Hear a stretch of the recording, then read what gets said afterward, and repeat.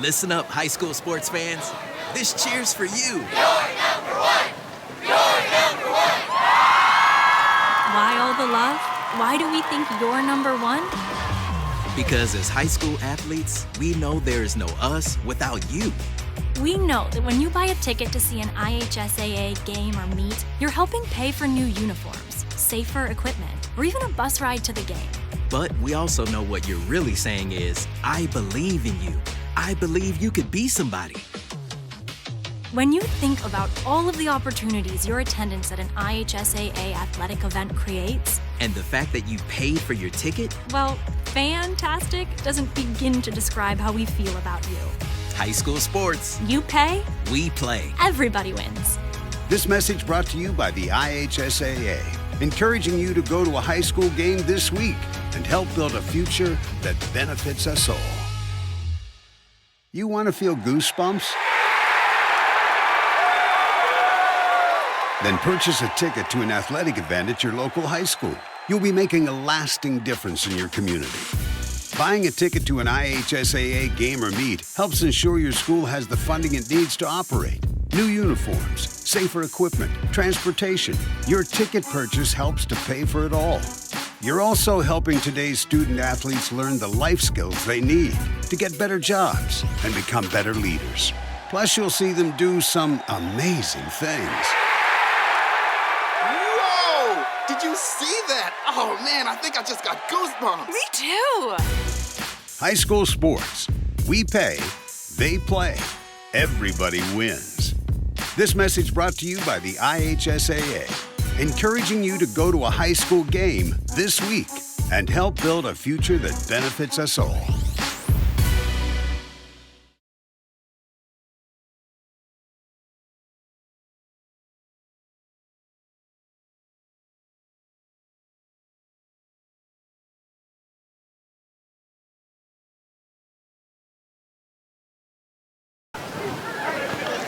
Good evening, everyone.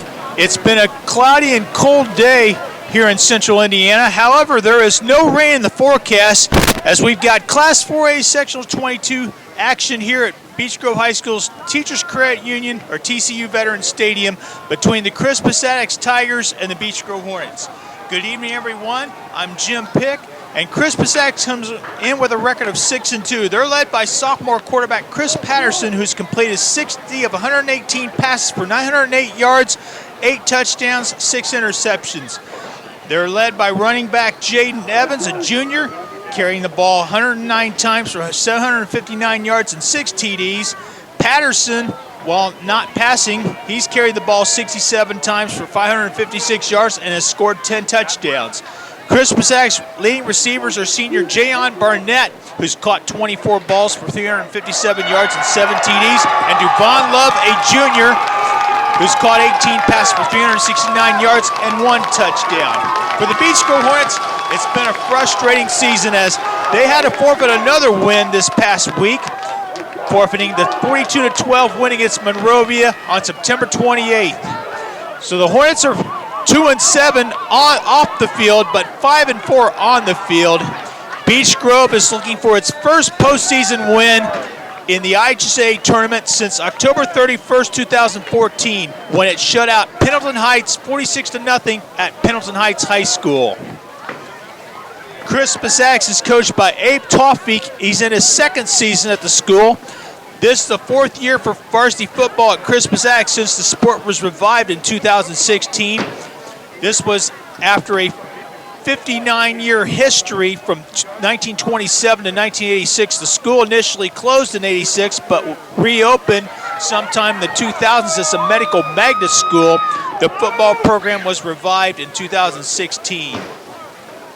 Coach Mark Weller for Beech Grove is in his 9th season at the school. As I said earlier, the Hornets are looking for their first postseason win in 5 years.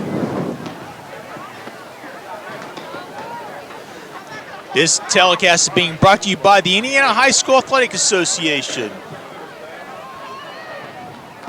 Captains are meeting at midfield.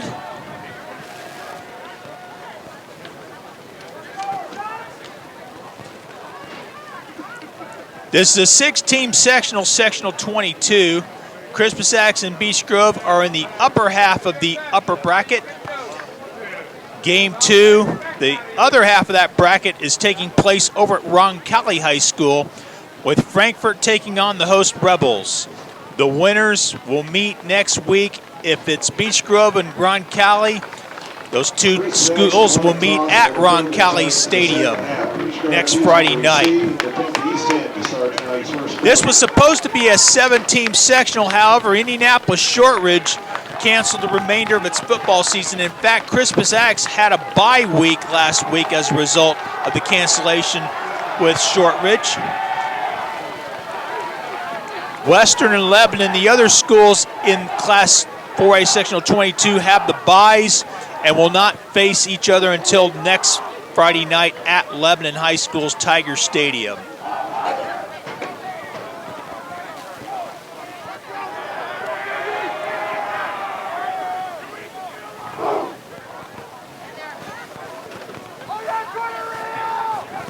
Beech Grove will start Adonis Adams at quarterback. He's just a freshman. He will get a baptism under fire after being thrown to the wolves, so to speak, in last week's loss against East Central, 49-15. Adonis Adams completed 4 of 11 passes for 29 yards through 1 interception.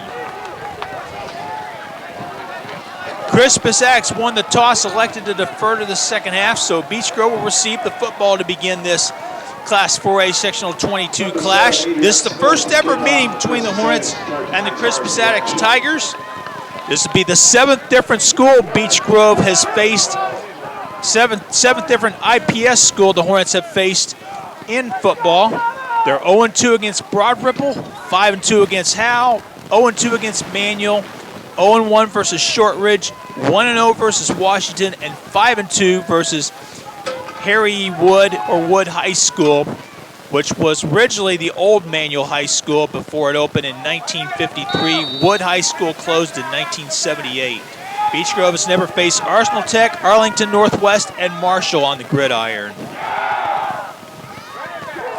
Here's the kickoff. It'll be fielded by one of the up men at around the 32. Looking for some running room. He's still on his feet. Inside the 40, he's going to be brought down at about the 31.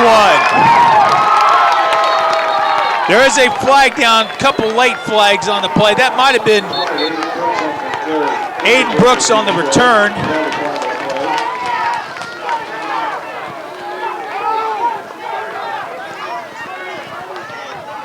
The officials will sort this out.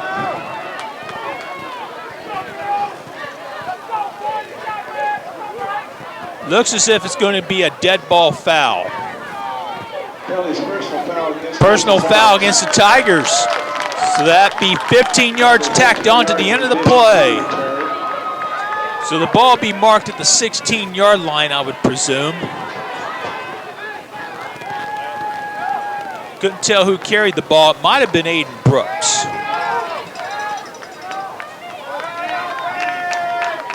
It was someone in the black high-top cleats. So Adonis Adams will get the start at quarterback. One man in the backfield, that's Teron Washington, a senior.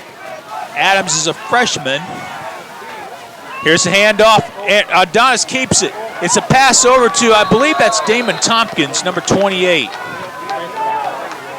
Tompkins with the reception. Pickup of about 3, maybe 4 yards. Setting up second and long from the 13-yard line. Pickup of 3 by Tompkins on the reception. We're in the opening minute of play in this Class 4A Sectional 22 contest. Here's a handoff to Teron Washington. Washington has some running room. He's close to the goal line, has the first down though. Nice straight up running off right tackle by Teron Washington on the play. First half Beech Grove going first and goal at the Tiger 3. Gain of 10 yards on that carry by Teron Washington.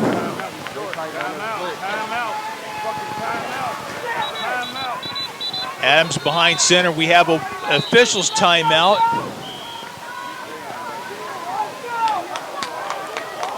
We had timeout taken by Chris Bgsn. We'll take one here with 11:09 left to go here in this first quarter. Beech Grove and Chris Bgsn are scoreless in the early going. Now a message from the Indiana High School Athletic Association called Goosebumps. You want to feel goosebumps? Then purchase a ticket to an athletic event at your local high school. You'll be making a lasting difference in your community. Buying a ticket to an IHSAA game or meet helps ensure your school has the funding it needs to operate. New uniforms, safer equipment, transportation. Your ticket purchase helps to pay for it all. You're also helping today's student athletes learn the life skills they need to get better jobs and become better leaders. Plus, you'll see them do some amazing things. Whoa! Did you see that? Oh man, I think I just got goosebumps. Me too. High school sports. We pay, they play. Everybody wins. This message brought to you by the IHSAA, encouraging you to go to a high school game this week and help build a future that benefits us all. Back here at TCU Veterans Stadium where the Hornets have a first and goal from about the 3. Ball was fumbled briefly by Adonis Adams. He did recover. He's going to be stopped for, looks like a gain of 1 perhaps. Gain of 1 on the play. Second goal for Beech Grove at the Tiger 2. Setting up second and goal from the 2-yard line of the Tigers.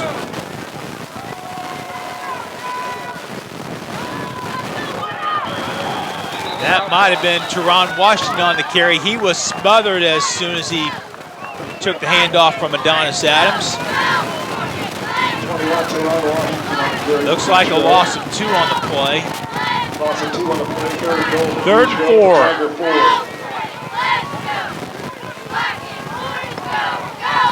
Behind center's Adams, another fumble. Adams carried the ball to got about 1 or maybe 2 yards, but it's going to be 4th down. Gain of 1. 4 down territory for the Hornets any way you look at it. We played just over 2 minutes in this opening quarter. It's a handoff to Tompkins. Tompkins, he's going to score. Damon Tompkins with a 3-yard touchdown run puts Beech Grove on the board. Just 2 minutes and 11 seconds into this Class 4A Sectional 22 contest.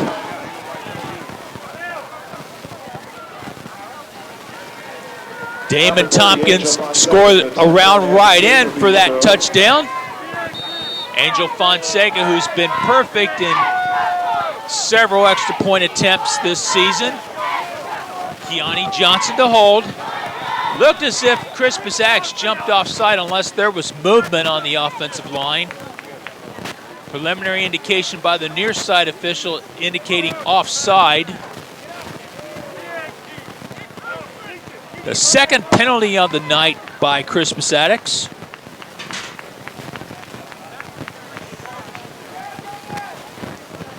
Angel Fonseca stays on the field for the meantime. Keani Johnson to hold. Snap is good. The kick is also good. With 9 minutes and 49 seconds left to go here in the first quarter, Beech Grove now leads Chris Bgsn by a score of 7-0. One of our sponsors of this telecast is the Indiana High School Athletic Association. Listen Up will be the spot. Listen up, high school sports fans. This cheers for you. You're number 1. You're number 1. Why all the love? Why do we think you're number 1? Because as high school athletes, we know there is no us without you. We know that when you buy a ticket to see an IHSAA game or meet, you're helping pay for new uniforms, safer equipment, or even a bus ride to the game. But we also know what you're really saying is, I believe in you. I believe you could be somebody. When you think about all of the opportunities your attendance at an IHSAA athletic event creates, And the fact that you paid for your ticket? well, fantastic doesn't begin to describe how we feel about you. High school sports. You pay, We play. everybody wins. This message brought to you by the IHSAA, encouraging you to go to a high school game this week and help build a future that benefits us all. The Beech Grove Hornets did not waste any time on their opening series with a first down at the 16-yard line after a penalty after the kickoff, resulting in a touchdown run of 4 yards by Damon Tompkins, a sophomore. And the Hornets lead 7-0 as a result, as Angel Fonseca will come on to kick the ball off for the first time tonight.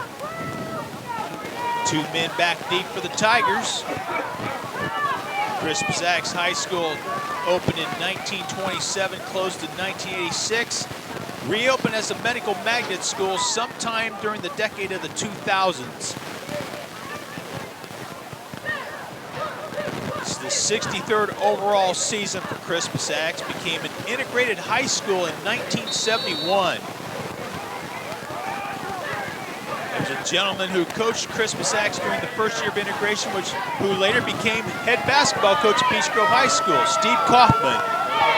The kickoff goes out of bounds. I think the Tigers may elect to take the ball at the 35-yard line as a result of the ball going out of bounds.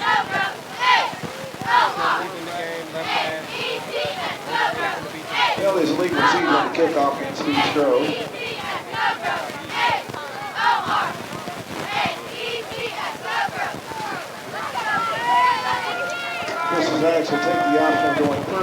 Crispus Attucks decides to take the ball at the 35-yard line instead of making the Hornets re-kick.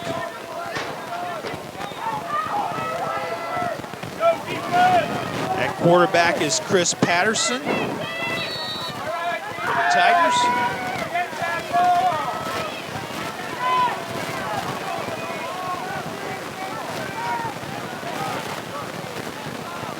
Jaden Evans is the lone running back, number 5. Here's a handoff to Evans. Evans picks up about 4 yards on that carry.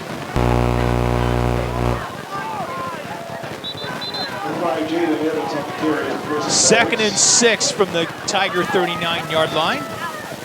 About 4 on the play. Second and 6 from Crispus Attucks at the Tiger 39.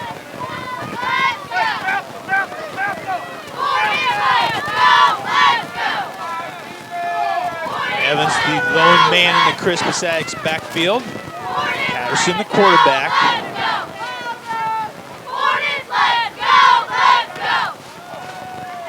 High snap. Patterson keeps it. Picks up about 1, perhaps 2 yards before being upended. It will be third down. Third and about 4 from the 41-yard line.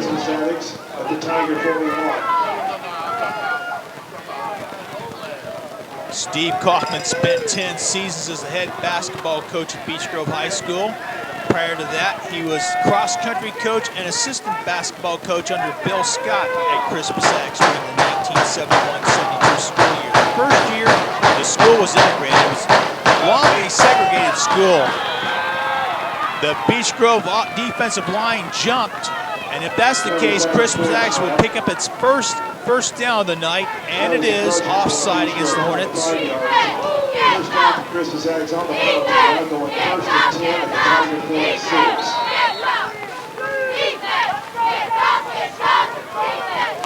Ball at the 46-yard line of the Tigers. Crispus Attucks looking to enter Beech Grove territory for the first time this evening. Patterson out of the gun. Takes a snap, hands off. Nope, he's going to keep it. On the read option, Patterson has some running room. Picked up about 5, maybe 6 yards before being knocked out of bounds.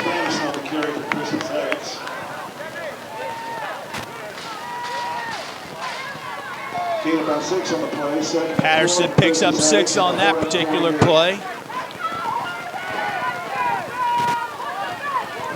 Crispus Attucks has beaten Gary Westside, Covenant Christian, Washington from Davies County, Bowman Academy, as well as Indianapolis Howell and Indianapolis, Washington. It has lost to Speedway and Pioneer Class Class 1A champion the past couple of years, now playing in 2A.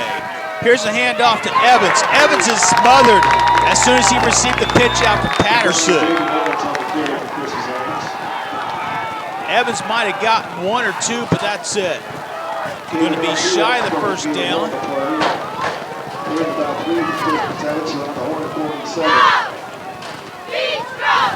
Third and a short 3 for the Tigers. Christmas Axe is in Beech Grove territory. Finally. Patterson out of the gun. Evans, the lone running back. Handoff is to Evans. Evans, I don't know if he got there. Had to get to the 44. I think he got stopped just shy. Ball's at the 45-yard line. 4th and 1 for the Tigers. And it appears the offensive unit will stay on the field for the moment. Patterson out of the gun on 4th down. Now he'll drop behind center. Now he's back in the shotgun formation. Handoff is to Evans. Evans has the first down. Had to get to the 44. He got to the 41. And it's a first down for the Tigers. Their second first down tonight. As we're nearing the midway mark of quarter number 1, Beech Grove leading Christmas Axe 7-0 in this Class 4A Sectional 22 encounter between these two schools, who had not met prior to tonight. They have faced each other on the boys basketball hardwood 4 times, winning 3, losing 1. Christmas Axe has. Here's a pass from almost intercepted. Pass from Patterson. Should have been picked off. 2 Hornets were in the vicinity that time. Donovan Bailey was one of those players, and I think he got his hands on the football. It was the first pass by Patterson tonight. 2nd and 10, ball at the Beech Grove 41. Patterson gets the play call from the Christmas Axe coaching staff. Christmas Axe wearing the white jerseys, green pants, old gold numerals, old gold helmets with green and white trim. Patterson hands off to Evans. Evans gets across the 39 to about the 38 before being tripped up.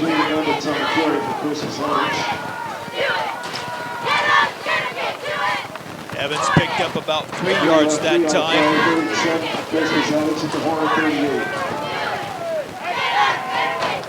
Just under 5.5 minutes to go here in this first quarter. From TCU Veteran Stadium, Beech Grove 7, Christmas Axe nothing. Glad you can join us. And another offside penalty against Beech Grove. Someone on the right side of the Beech Grove line entered the neutral zone. That has to drive the Beech Grove coaching staff crazy.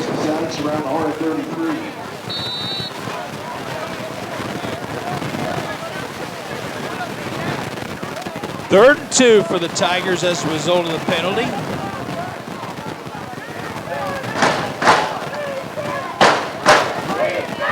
Ball's at the 33.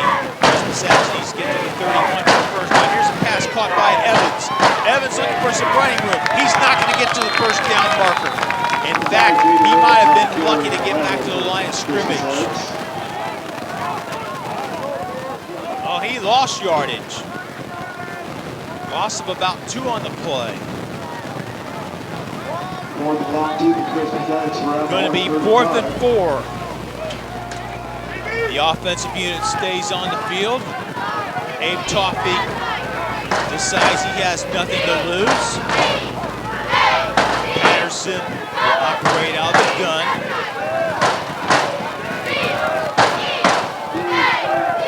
Patterson waits the snap from center. Here it is.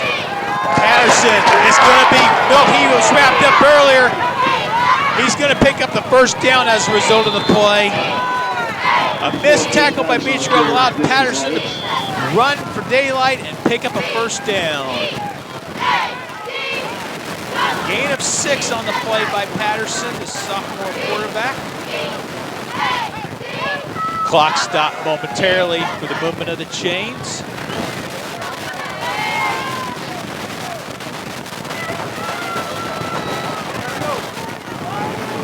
The chain gang has yet to move.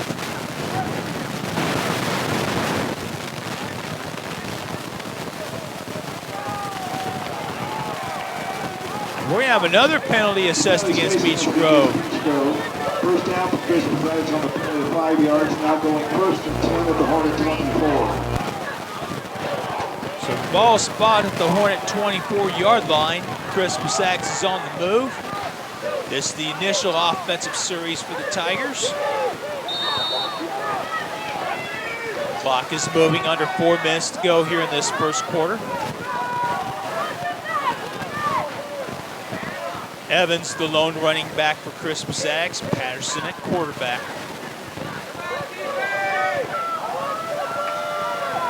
Christmas Zags looking to even this contest with Beech Grove. Hey, here's the read option by Patterson. Patterson slides. Number 4, Chris Patterson on the carry for Christmas Zags. Got about 6 or 7 yards that time.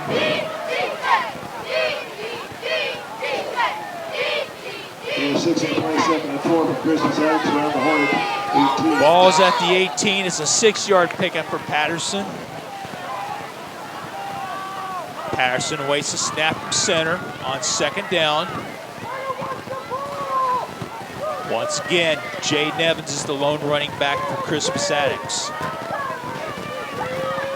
Here's the pass from Patterson. It's caught on the far side of the field. That might be Jayon Barnett. Or Adrian Smith. Adrian Smith on the reception. And that's going to be good for another Christmas Addicts first down. First down, Christmas Addicts going 1st and 10 around the Hornet 13. Christmas Addicts is a 3-time state champion in boys basketball, winning in 1954-55, 1955-56, and 2016-17. The first 2 Christmas Addicts teams had the legendary Oscar Robertson on those squads. It looked like Evans on the carry. Jaden Evans on the carry for Christmas Addicts. Picked up about 3, maybe 2 yards. 2nd and 8, ball at the 11-yard line of Beech Grove. Just over 2 minutes to go here in the first quarter. However, the Tigers are on the move, looking to capitalize on their initial opening drive.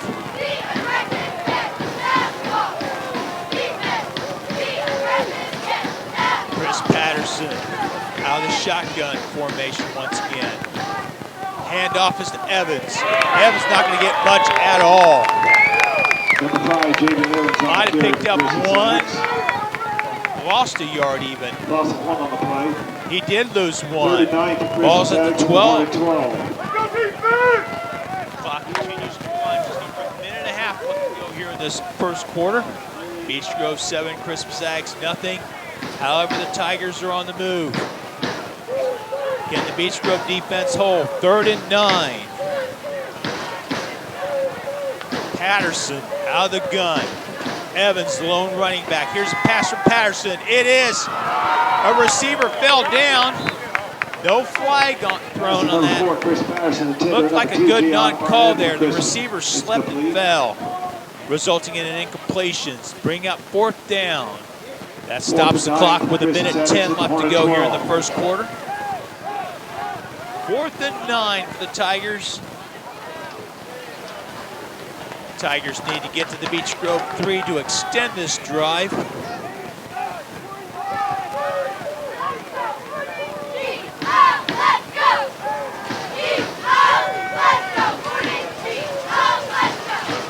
Patterson out of the gun, awaits the snap.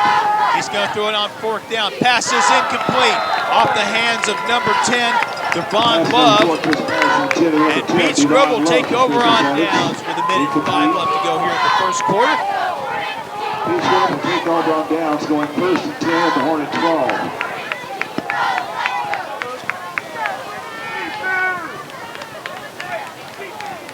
The Hornets will have the football for their next offensive series, led by quarterback Adonis Adams, only a freshman, getting a baptism under fire.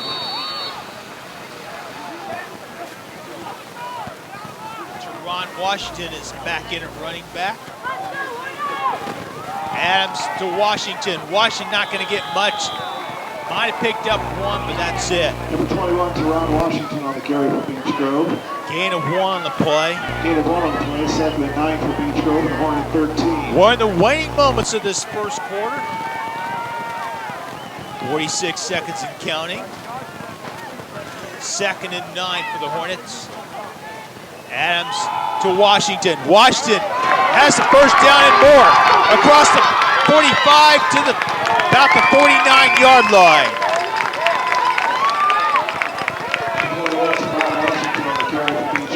Ron Washington with a 36-yard pickup on 2nd down. 1st and 10 for Beach Grove. Was knocked out of bounds, I believe, stopping the clock. 31.5 ticks left on the first period clock.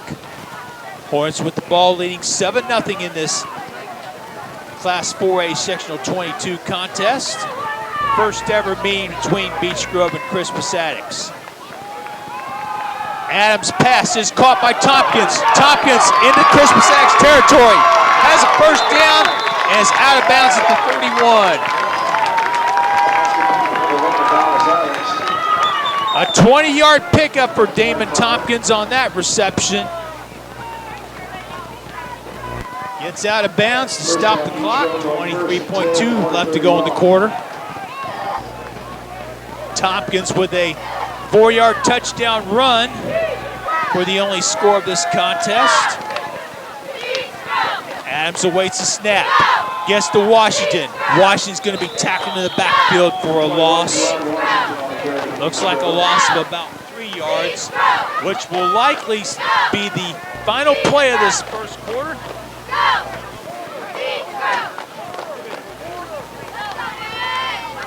And that's going to be the end of the first quarter with your score. The Beach Grove Hornets 7 and the Crispus Attucks Tigers nothing.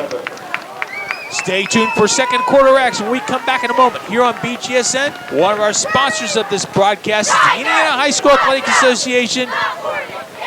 Goosebumps. You want to feel goosebumps? Then purchase a ticket to an athletic event at your local high school. You'll be making a lasting difference in your community. Buying a ticket to an IHSAA game or meet helps ensure your school has the funding it needs to operate. New uniforms, safer equipment, transportation. Your ticket purchase helps to pay for it all. You're also helping today's student athletes learn the life skills they need to get better jobs and become better leaders. Plus, you'll see them do some amazing things. Whoa! Did you see that? Oh man, I think I just got goosebumps. Me too. High school sports. We pay, they play. Everybody wins.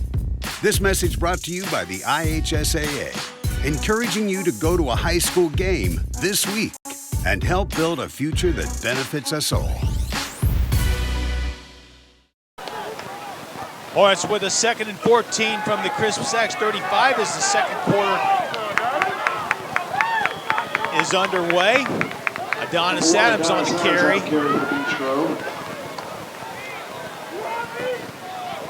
Going to be short of the first down.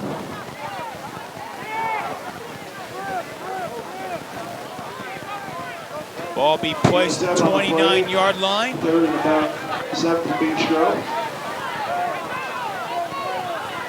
3rd and long for the Hornets coming up. 28.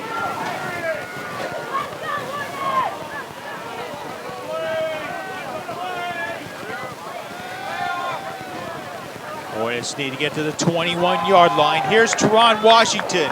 Going to be stopped short of the first down. Got to about the 24-yard line before being knocked down. 21 to Ryan Washington on the carry for Beach Grove. Pickup of about 5 yards on the play. Gain of 4 on the play. 4th and 3. Beach Grove around the Hornet 24.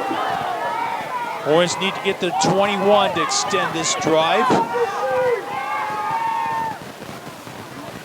Here's a handoff to Tompkins, I think. Or was that Aiden Brooks? That was Damon Tompkins on the carry. He's got a first down for Beech Grove. 28, Damon Tompkins on the carry for Beech Grove. First down, Beech Grove. Going 1st and 10 around the Hornet 21. Pickup of 3 yards that time for Tompkins. Oh, wow. Fumble on the play, recovered by Chris Pasadix.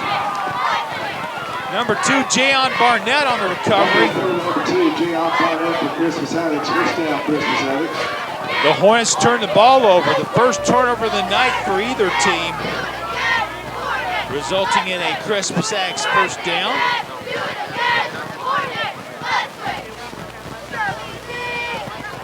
First and 10 for Chris Pasadix at the Hornet 25. Ball was recovered by Barnett at the Chris Pasadix 25-yard line, so that's where the Tigers will begin their next offensive series. Patterson is at quarterback. Evans the running back.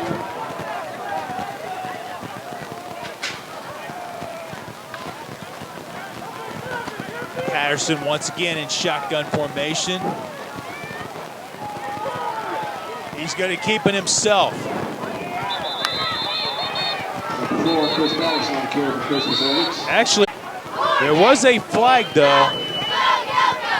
This may go against Chris Pasadix. And it's a holding penalty. 10 yards from the spot of the foul. Looked as if it was just beyond the line of scrimmage. So the ball will be spotted about the 17-yard line of the Tigers.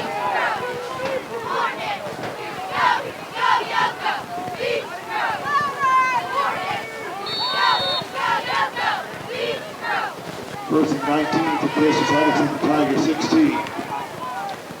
Actually, the infraction occurred at the 26. Ball being placed at the 16-yard line. Buford Hooten in the backfield for Chris Pasadix. Patterson takes a snap, gets to Hooten, I believe.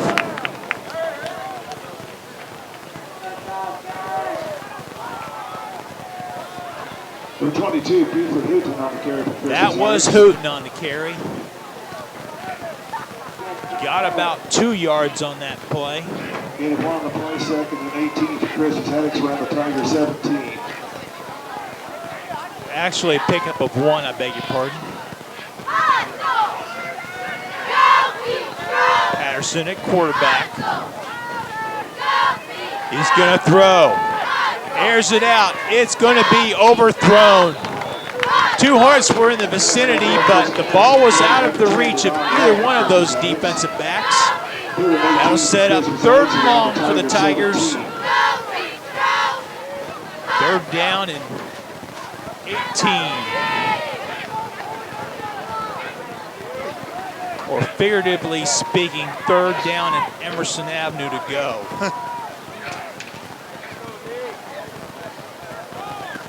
Beech Grove High School is just east of Emerson Avenue on Hornet Avenue, 5330 Hornet Avenue.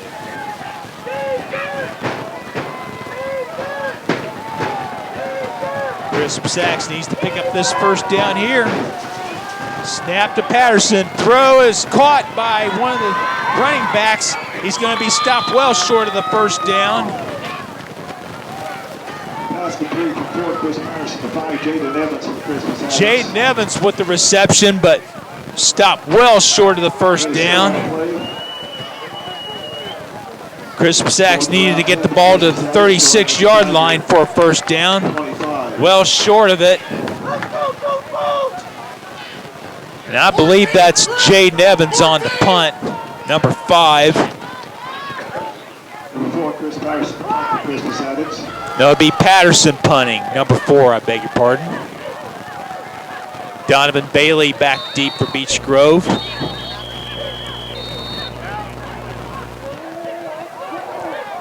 We got another timeout taken by Christmas X. We'll take one here with 8 minutes and 59 seconds left to go here in the first half. Beech Grove leads Christmas X 7-0. One of our sponsors is the IHSAA. Pat on the back.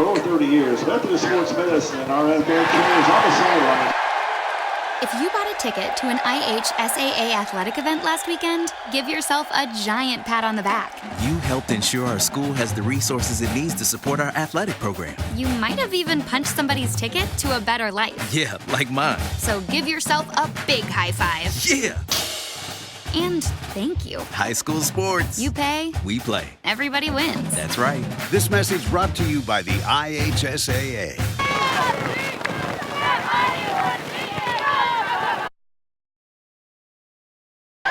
Yes. 8 minutes and 59 seconds left to go here in this first half. The punting unit comes on for Christmas X. After that timeout taken by the Tigers, Chris Patterson on to punt. The line of scrimmage is the 25-yard line. Donovan Bailey awaits the punt from Patterson. It's an end-over-end punt.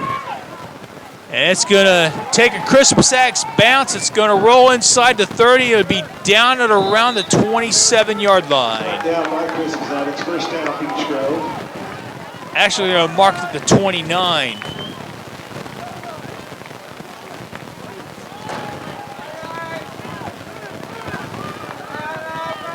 Check that, the 26-yard line. First and 10 for Beech Grove, going around the Hornet 26. Nice punt by Patterson that time. That went 49 yards unofficially. Adonis Adams remains the quarterback for the Hornets. Teron Washington in the backfield. Adams rolls to his left, looking for somebody. There is a flag down. He's going to be sacked. And if this is on Beech Grove, Christmas X will likely decline the penalty and take the down. The flag was thrown in the area of holding. Let's see if that was the case.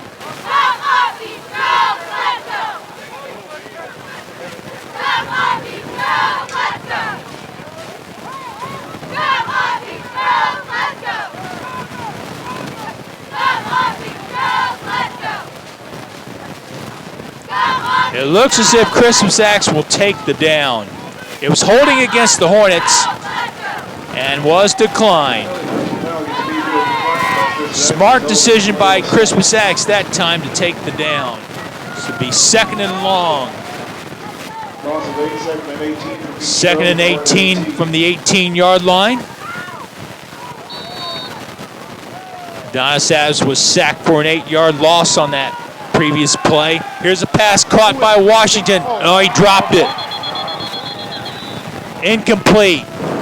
Washington never had possession of it. He touched the football, but never had it. Would have resulted in another loss had he held on to it, but he dropped it. It'd be third and 18. 8:32 left to go here in this first half.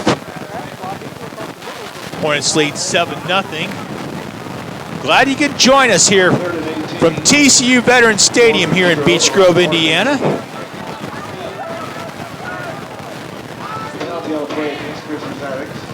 This is the 44th year for football here at Beech Grove High School's current football stadium.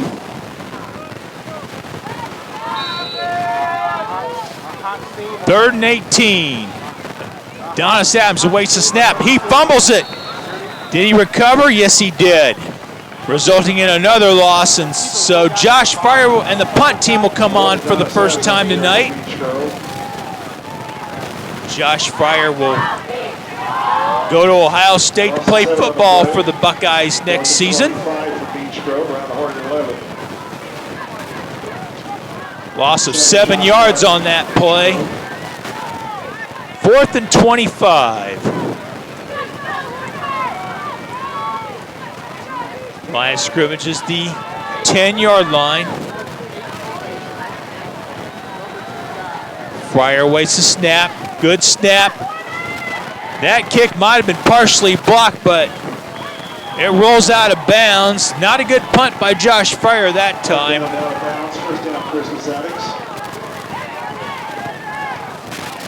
think that ball went 13 yards.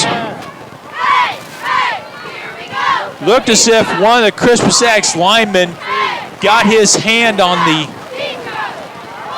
ball on the punt attempt, resulting in a partial block.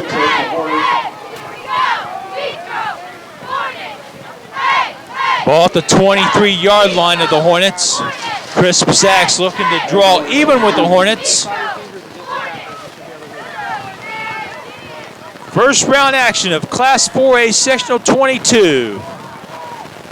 The first of hopefully will be 6 weeks of sectional action, or state tournament action, I should say, for the Hornets.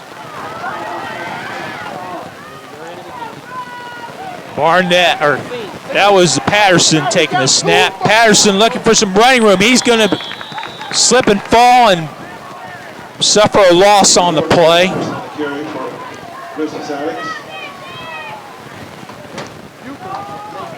Loss of 1 on the play, 2nd and 11, Crispus Attucks at the Hornet 23.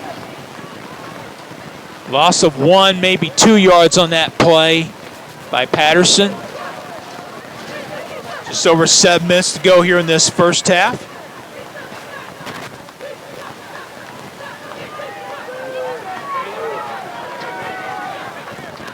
Crispus Attucks has 1 timeout remaining. Beech Grove still has its full complement of timeouts in this half. That, I believe, is Evans on the carry. Jaden Evans. Evans on the carry for Crispus Attucks. He's going to be just shy of the first down.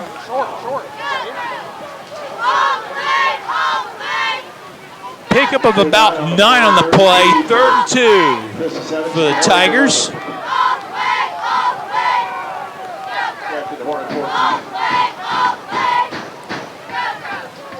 Ball's at the 14-yard line of Beech Grove.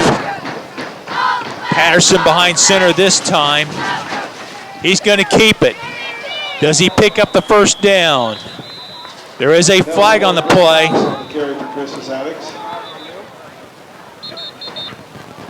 This might be on the offense. Let's see. The officials will confer. False start against the Tigers. So back up Crispus Attucks 5 more yards. Instead of 3rd and 2, it'll be 3rd and 7.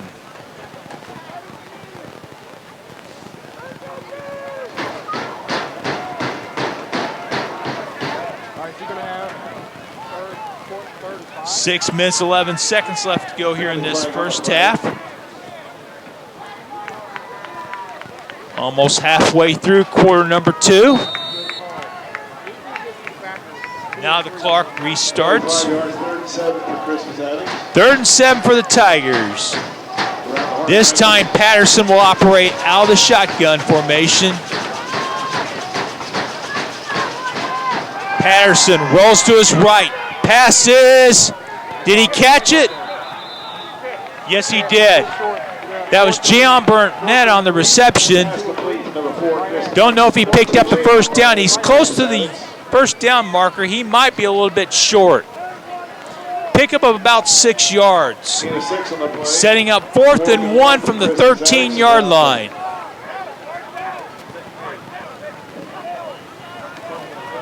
Oh, they gave him a first down. He had to get to the 12, and I believe he did.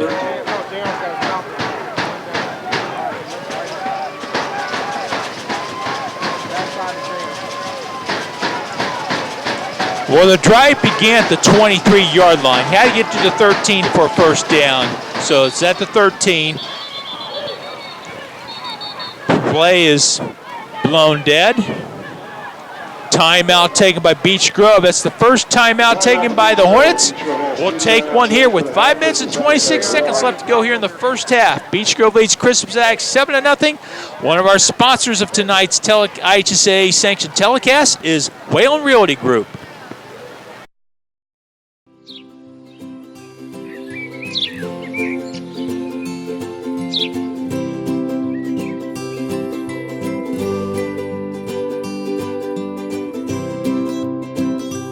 Whalen Realty Group understands you're not just looking for a house, you're looking for a home. They are located in the Beech Grove and Indianapolis area. Whalen Realty also offers the Home for Heroes specialty. To learn more and to find a home today, visit whalenrealtygroup.com. 5 minutes and 26 seconds left to go here in this first half of action of Class 4A Sectional 22. The Beach Grove Hornets lead the Crispus Tigers 7-0 from TCU Veterans Stadium. Jim Pick here with you tonight on the opening night of sectionals. The first of 3 weeks of sectional play, and then we'll have regionals, semi-state, and the state finals at Lucas Oil Stadium.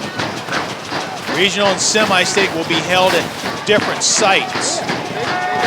Beech Grove looking for its first sectional win since 2014. 1st and 10 from the 13-yard line. Patterson awaits the snap. He drops back to throw. He's going to run with it. Patterson finds some running room, and he's going to score from 13 yards out. Chris Patterson, who scored 10 touchdowns, 10 rushing touchdowns, picks up another one here, drawing the Tigers to within 1 at 7-6, pending the extra point. Fight for a victory! IHSAA! Fight for a victory! Adrian Smith will come on to attempt the extra point. Devon Love to hold. High snap, kick is good. With 5 minutes and 19 seconds left to go in the first half. Your score is now Beech Grove 7, Crispus 7. One of our sponsors of this IHSAA broadcast is the IHSAA itself. Pat on the back.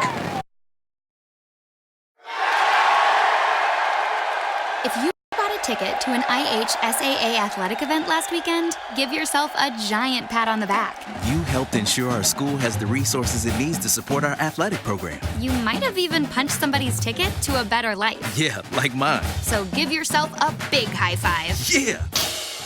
And thank you. High school sports. You pay. We play. Everybody wins. That's right. This message brought to you by the IHSAA. A 13-yard run by quarterback Chris Patterson has evened the score between the Crispus Tigers and the Beech Grove Hornets from TCU Veterans Stadium. 5 minutes and 19 seconds left to go in this first half of action. Glad you can join us tonight. Adrian Smith to kick off from his own 40. Back deep for the Hornets are Keani Johnson and Donovan Bailey. It's going to be fielded by one of the up men. That might be Aiden Brooks. Brooks across the 40. He's going to be met by a couple of Crispus tacklers.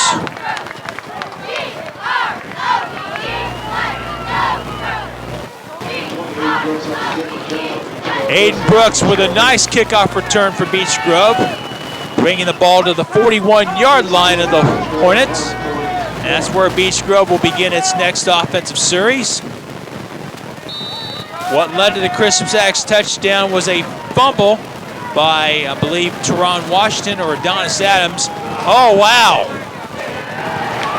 A busted play as Teron Washington and Adonis Adams collided, resulting in a loss of several yards.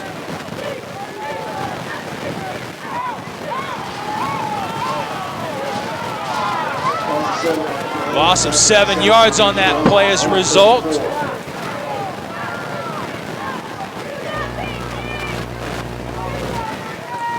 Hornets need to work out the kinks somewhat offensively.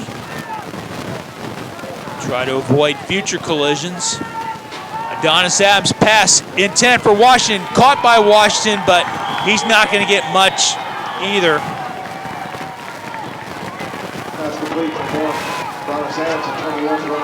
Looks like a loss of about 3 yards on that play.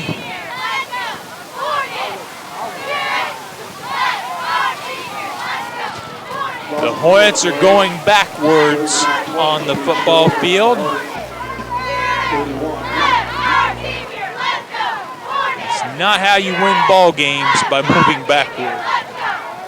3rd and 20 for the Hornets from their own 31. Got to get to the 49-yard line of Christmas Ags. We got another timeout taken by Beech Grove.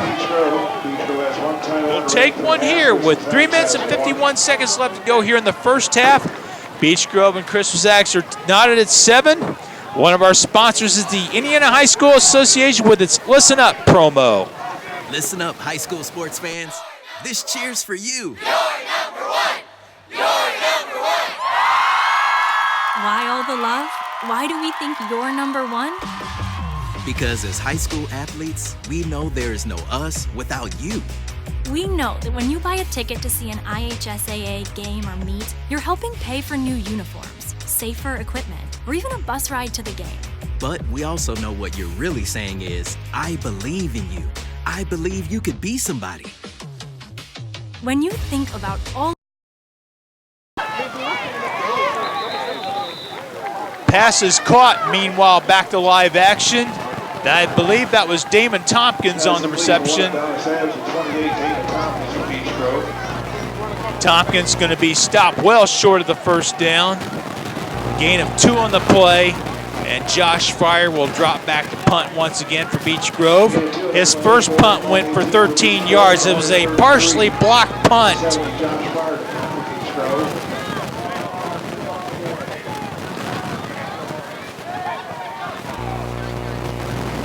Good snap. This is a better punt. And it's going to take a Beech Grove bounce out of bounds at around the... First down, Christmas Ags. They're going to mark the ball at the 30-yard line.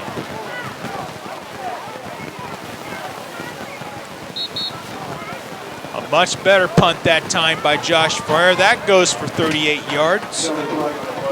There is a flag on the play. Let's see who's it on. Will the Hornets have to re-kick?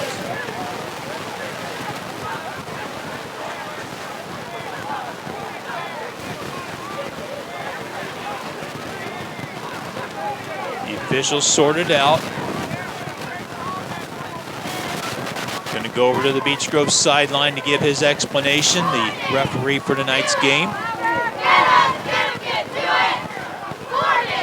Conferring with coaches Mike Renfro and head coach Mark Weller. Discussing options, probably whether to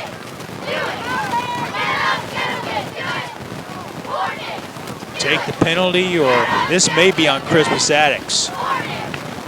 Let's see.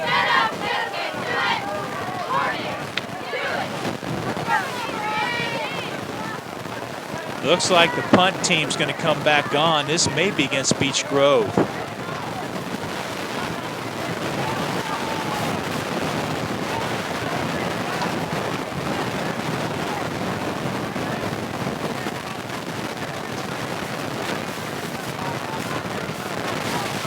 Or maybe on Christmas Axe, but it's not enough for the first down.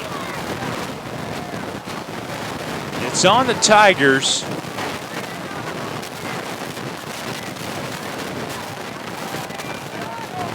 This is the 15-yard variety. However, it's short of the first down.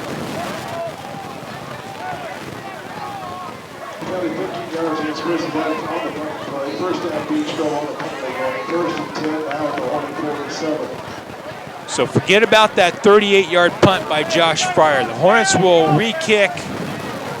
Let's see if the Hornets can pin the Christmas Axe Tigers deep, or better yet, get a muff and recover, just like last week against East Central. He was on 10. He was at 10, Jayon. 3 minutes and 5 seconds left to go in the half. It remains 4th down.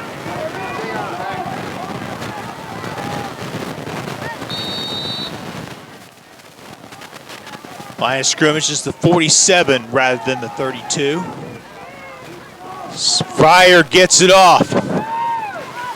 And it's going to take a Beech Grove bounce inside the 15. It's going to be down at about the 16.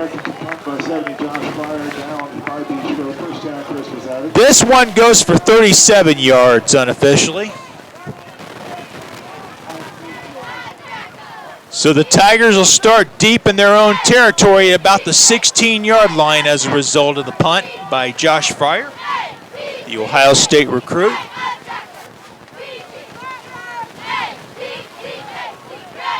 First and 10 for Christmas Addicts around the Tiger 16. Beech Grove and Christmas Addicts met in the regional championship game at Greencastle High School's McAnally Center in the boys basketball regional. That was won by the Tigers. We got another penalty. This is probably going to go against Beech Grove, judging by the reaction of the Christmas Addicts players. That's going to be an offside. Instead of 1st and 10, it'll be 1st and 5.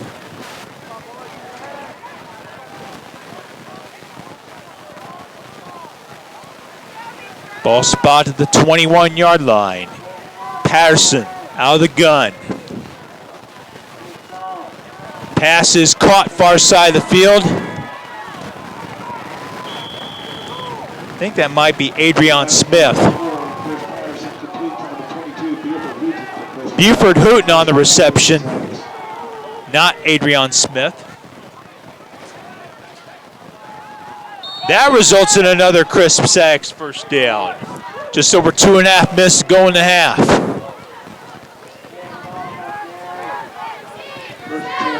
Chris Patterson gets the play call from the Christmas Addicts sideline. Now he'll drop back into shotgun formation.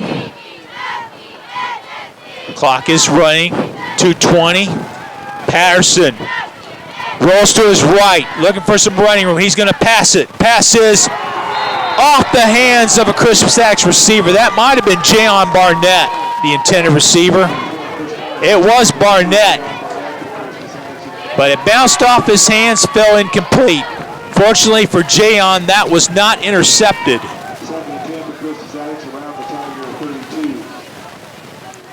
That'll bring up 2nd and 10 for the Tigers.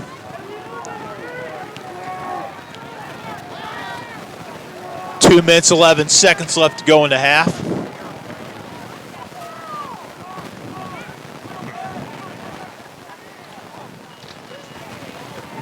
Patterson's pass is intended for Barnett, but fell incomplete. Barnett tried to catch the football, looked as if he was going to trap it, but he never did have possession of the football. The ball fell harmlessly to the turf here at TCU Veterans Stadium. 3rd and 10 for the Tigers. Patterson out of the shotgun once again.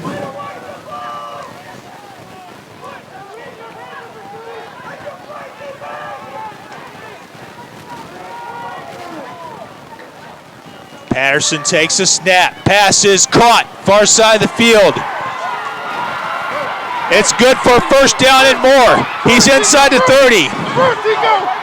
That is number 10, Devon Love, and he's going to score from 68 yards out. Devon Love with a 68-yard touchdown pass from Chris Patterson. And the Tigers have their first lead of the night at 13-7, pending the extra point by Adrian Smith.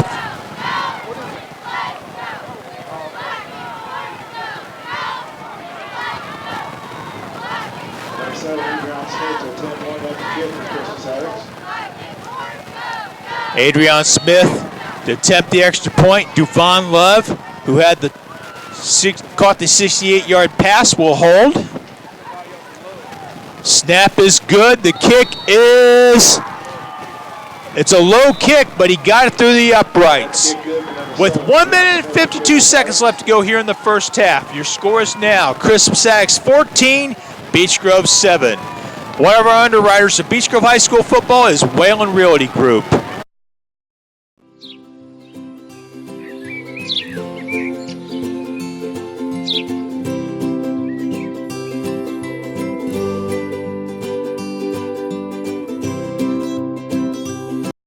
Whalen Realty Group understands you're not just looking for a house, you're looking for a home. They are located in the Beech Grove and Indianapolis area. Whalen Realty also offers the Home for Heroes specialty. To learn more and to find a home today, visit whalenrealtygroup.com.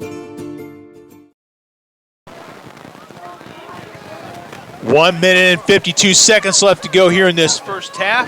Crispus Axe takes its first lead of the night, this time at 14-7, thanks to that 68-yard pass from quarterback Chris Barnett to wide receiver Duvon Love. 4-10 unanswered points reeled off by the Tigers. Looking to advance to the second round of this sectional next week. The winner of this game will face the winner of Frankfort and Roncalli, going on right now as we speak at Roncalli Stadium.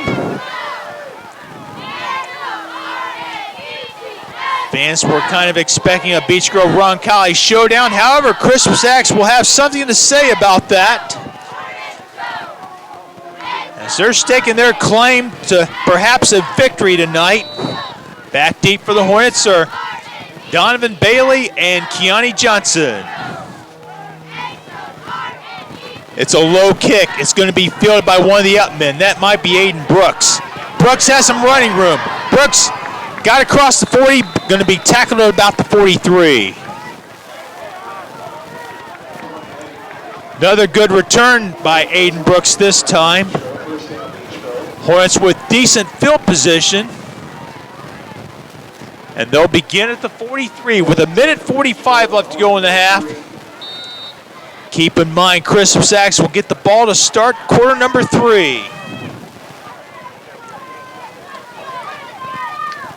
Braden Keene is the new quarterback. The handoff is to Teron Washington, I think.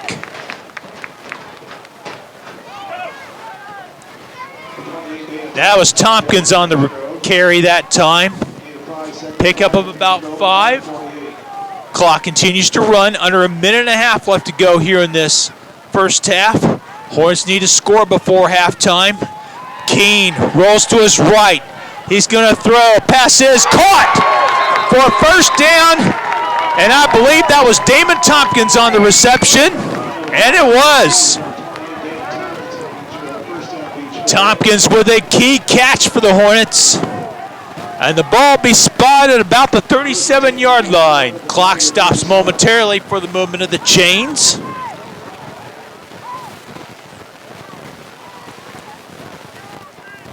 First and 10 from the Crispus Axe 37. The give is to Tompkins once again. Tompkins picks up about 4, perhaps 5 yards before being brought down. Hornets need to have a sense of urgency here. I think, did the Hornets call timeout or was there officials timeout? There was a flag on the play. And it's going to go against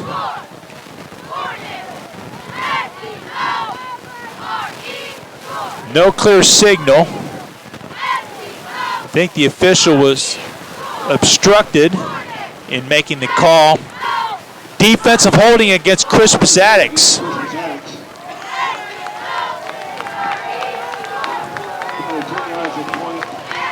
It's a 10-yard infraction assessed against the Tigers, resulting in another Beech Grove first down.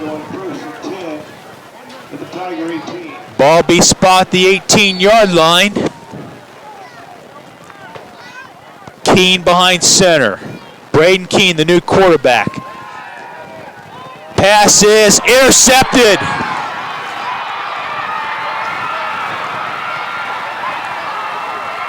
And he's going to take it to the house. That was Adrian Smith, number 7.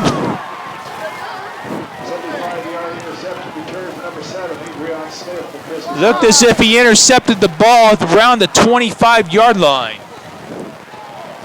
A 75-yard interception return for a score by Adrian Smith. And the Tigers now lead 20-7 pending the extra point.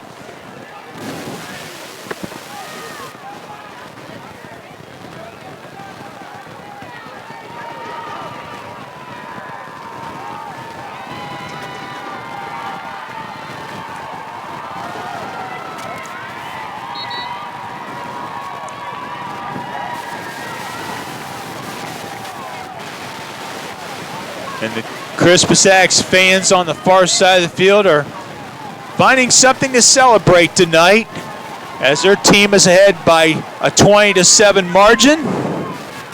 Looking to make it 21-7 if Smith can tack on this third extra point of the night. He's got 2 so far this evening.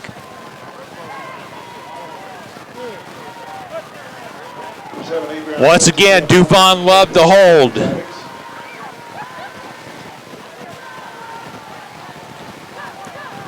Adrian Smith with a pick 6. A 75-yard interception return for a touchdown.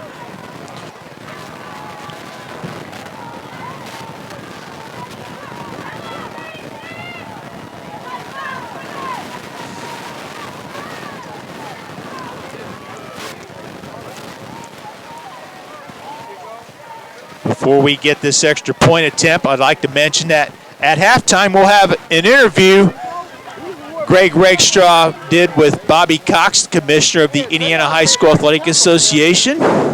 Stay tuned for that.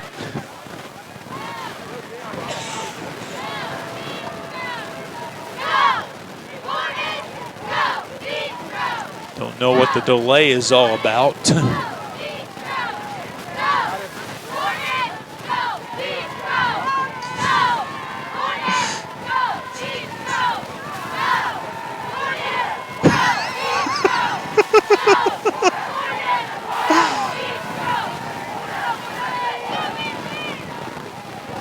We're discussing post-game dinner, but I don't think it was. Touchdown is good. There may have been a penalty after the play. This may be against Chris Bazaks. Sideline warning against the Tigers. That's the first infraction.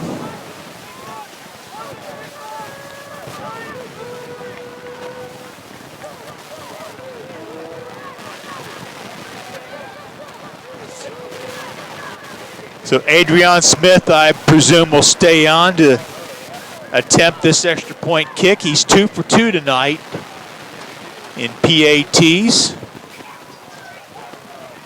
Duvon Love, who scored a touchdown himself in this contest. A 68-yard TD reception. He will hold.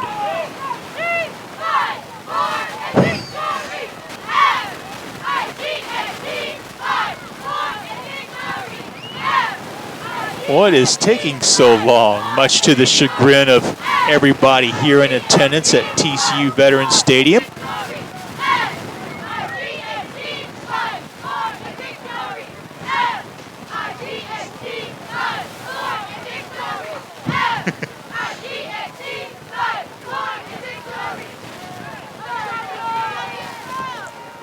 Guess the referee had to get his flag from one of his fellow officials.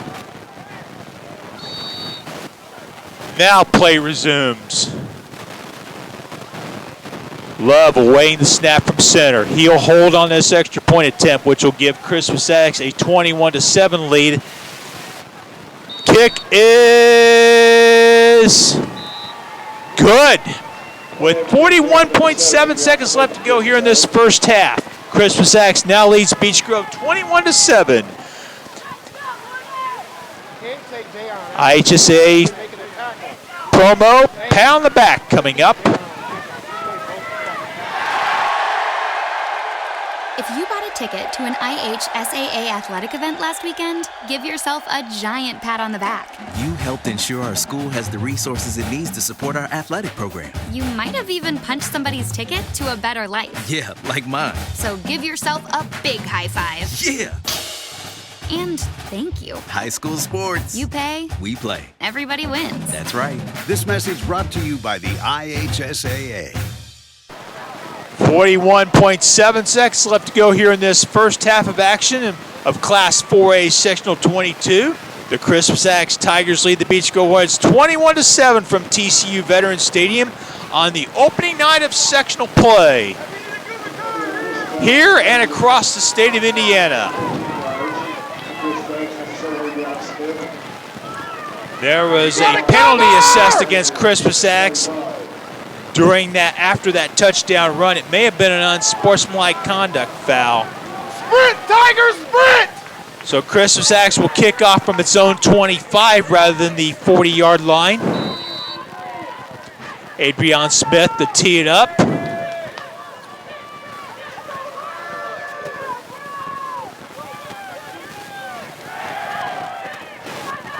Sprint! It's going to be fielded by Donovan Bailey. Bailey gets close to midfield, but before he does, he's upended. He's going to be brought down at about the 47. 36 and a half seconds left to go here in this first half. Hornets need to have a sense of urgency here.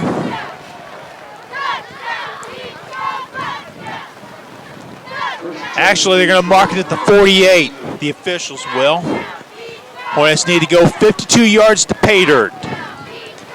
Braden Keene will remain the Beech Grove signal caller. Hands off to Tompkins. Tompkins picks up a few yards, gets knocked out of bounds. Close to a first down, but I think he's going to be a little bit short. He might have picked it up. Let's see. He had to get to the 42. He did. Gain of 10 yards for Tompkins. 29.8 left to go in the half. Keene at quarterback. He's a southpaw. In the backfield is another fumble. Was it recovered by the Hornets, or did Christmas Axe recover? It was recovered by the Tigers. Jayon Barnett with a recovery. His second fumble recovery this evening. 3 costly turnovers for the Hornets. 2 fumbles and an interception have brought about the undoing of the Beech Grove Hornets in this contest. 22.7 left to go in this half. And it looks as if the Tigers will run out the remaining time. The Tigers will line up in so-called victory formation to take the knee.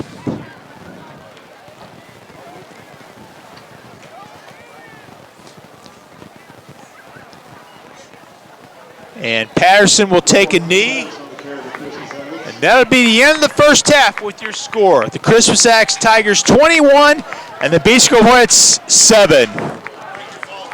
When we come back, Greg Ragstroh interviews IHSAA Commissioner Bobby Cox, and we'll have that for you shortly here on BGSN in this IHSAA telecast. Listen up, high school sports fans. This cheer's for you. You're number one! You're number one! Why all the love? Why do we think you're number one? Because as high school athletes, we know there is no us without you.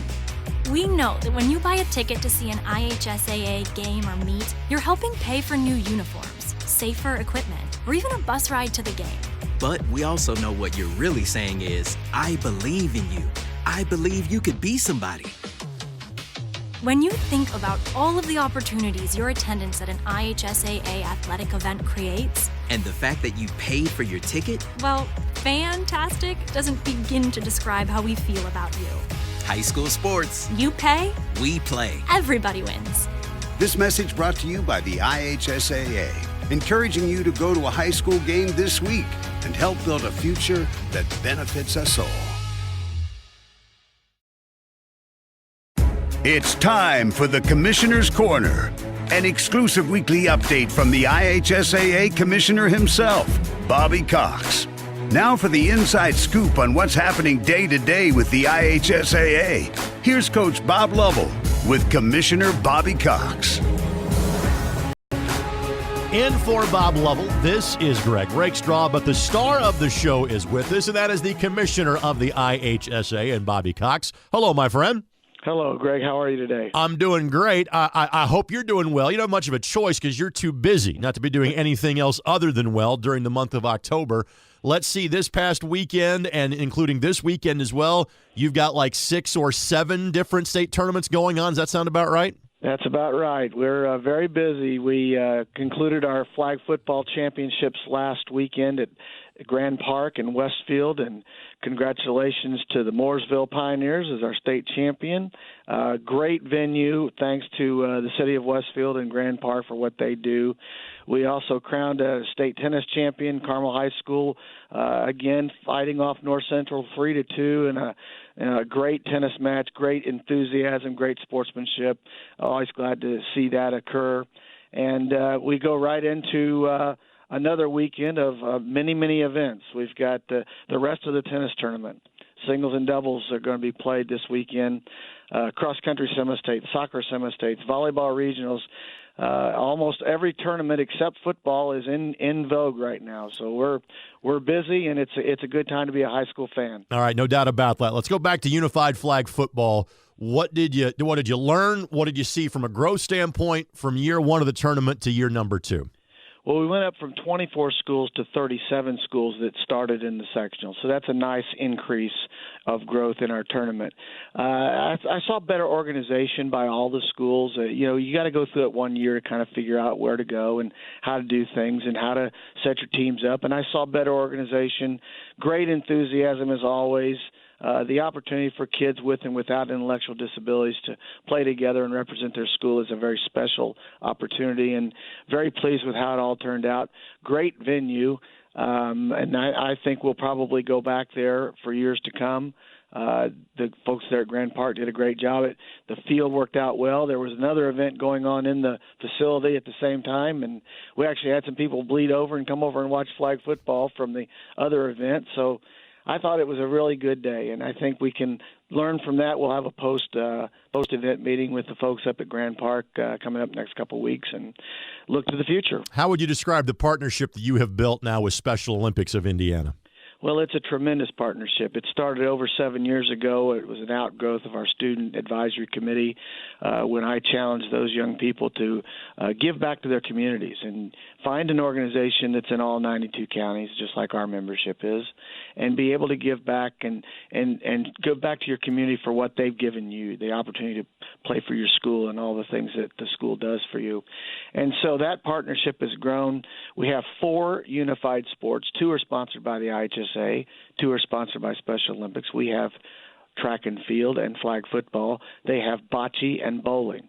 The goal that their former president and CEO, Mike Furnish, and I had at the beginning of this conversation was to ensure that we have an opportunity for these young people to play in every season of the IHSAA school year. So fall, winter, and spring, we have something for those kids to participate in.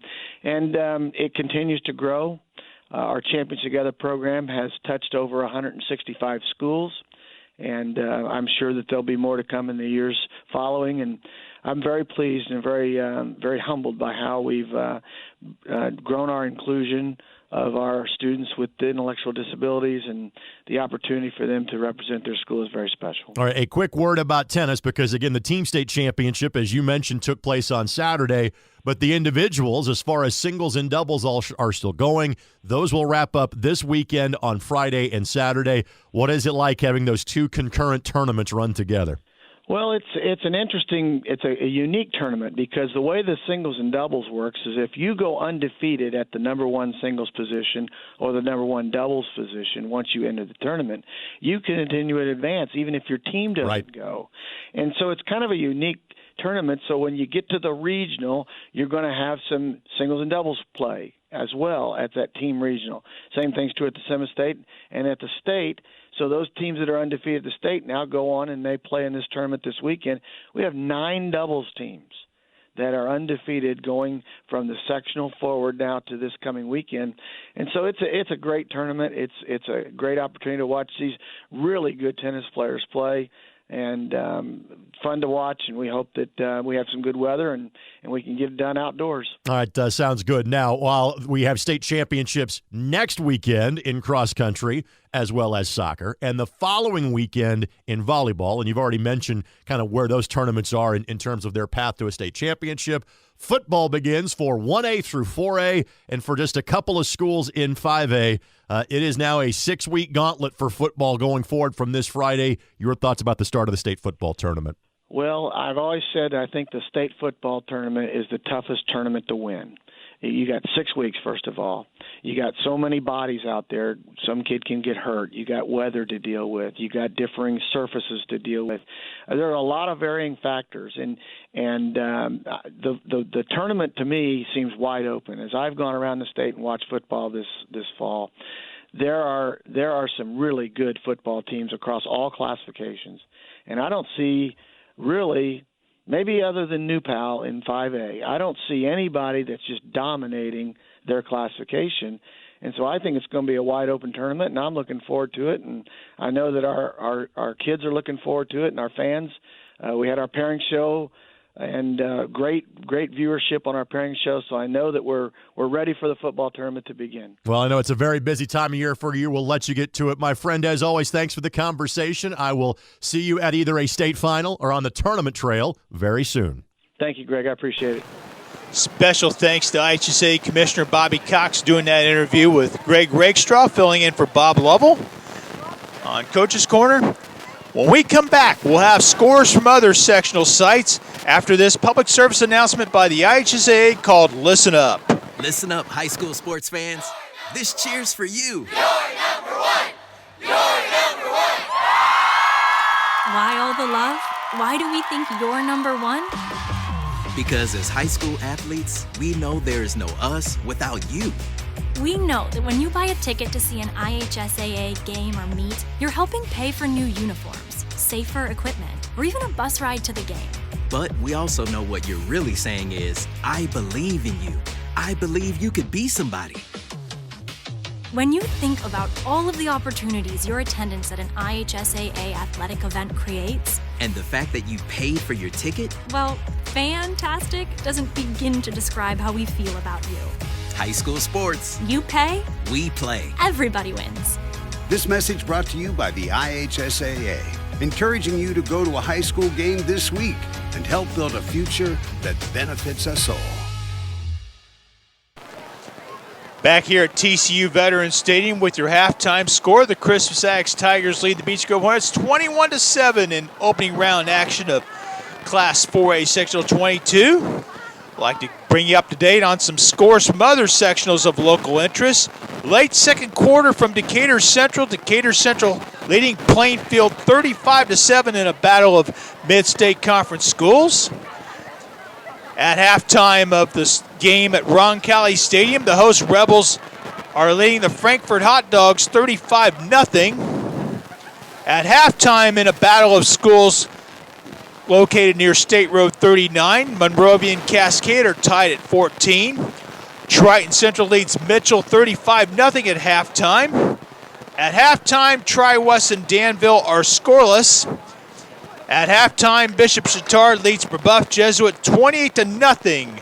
Most of the 5A and 6A schools have the bye and will not see action until next Friday night.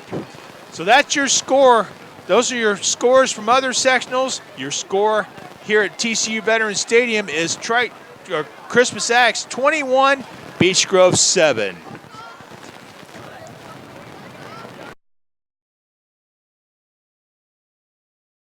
Public service announcement from the IHSAA, this time called Goosebumps. You want to feel goosebumps? Then purchase a ticket to an athletic event at your local high school. You'll be making a lasting difference in your community. Buying a ticket to an IHSAA game or meet helps ensure your school has the funding it needs to operate. New uniforms, safer equipment, transportation.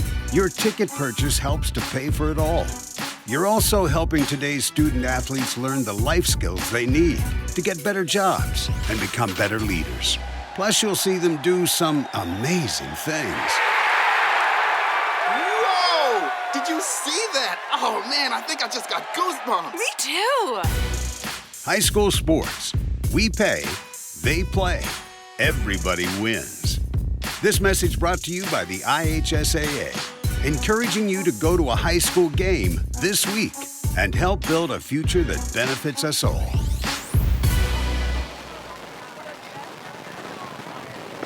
Back here at TCU Veterans Stadium, where Christmas Axe leads Beech Grove 21-7 here at halftime.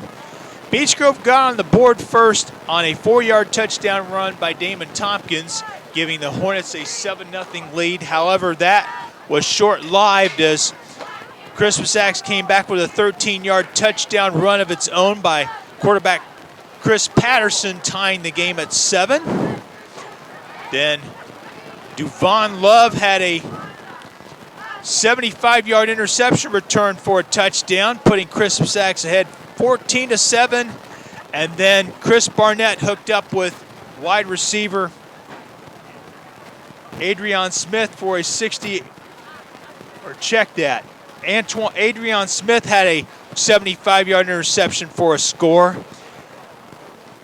And then on the third touchdown, Chris Patterson completed a 68-yard pass to Duvon Love, making the score 21-7. That's where we stand. We'll take this little bit of extended break before we begin third quarter action.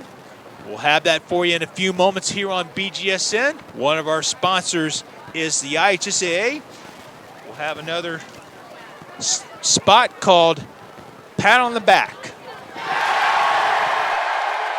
If you bought a ticket to an IHSAA athletic event last weekend, give yourself a giant pat on the back. You helped ensure our school has the resources it needs to support our athletic program. You might have even punched somebody's ticket to a better life. Yeah, like mine. So give yourself a big high five. Yeah. And thank you. High school sports. You pay. We play. Everybody wins. That's right. This message brought to you by the IHSAA. College, reach your goal at IB Tech. Sharp Business Systems, saluting great athletes.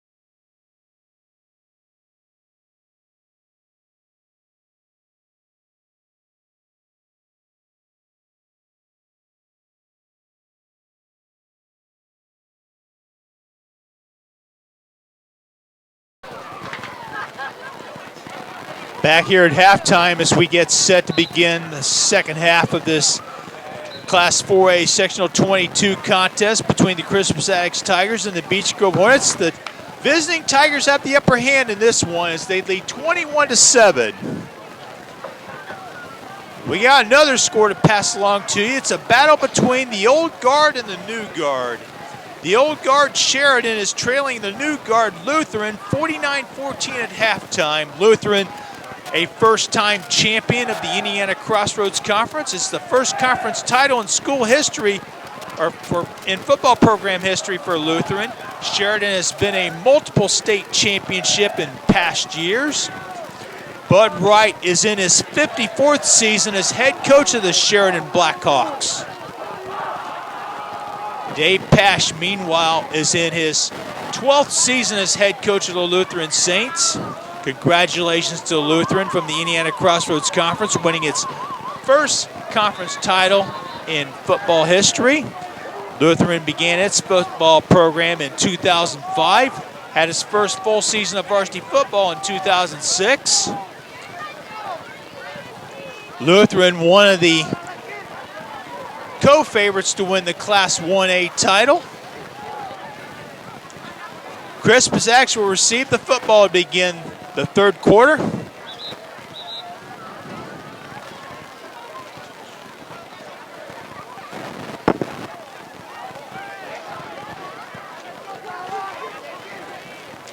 The Tigers have scored 21 unanswered points in this contest.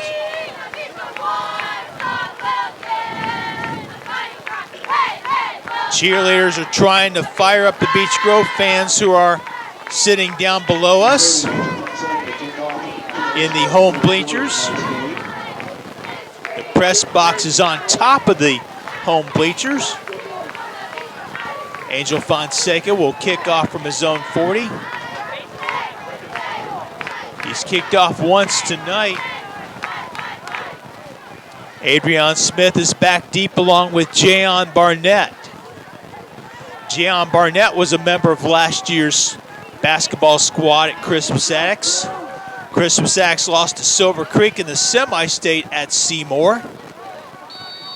Silver Creek is the defending 3A champion in boys basketball. In fact, Silver Creek had a big game tonight at East Central.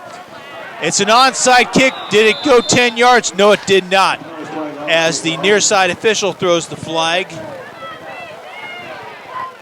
The ball went out of bounds, did not go 10 yards. Well, it did go 10 yards, but went out of bounds. So the Tigers will take the football at their own 35, I would presume, unless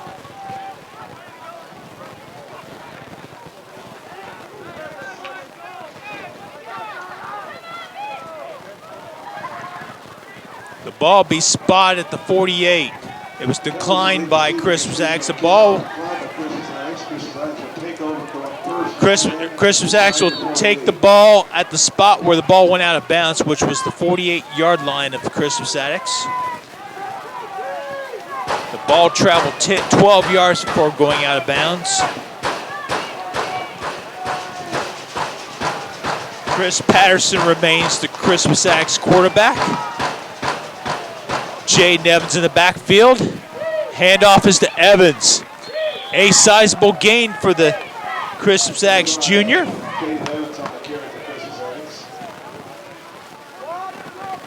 Pick up about 5 yards that time.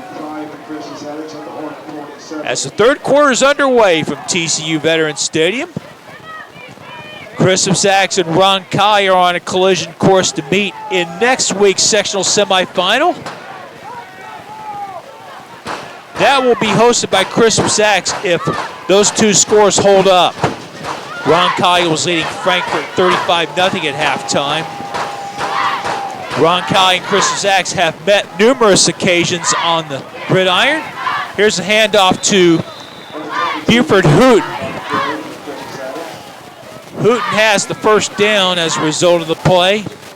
Was brought down at about the 39-yard line.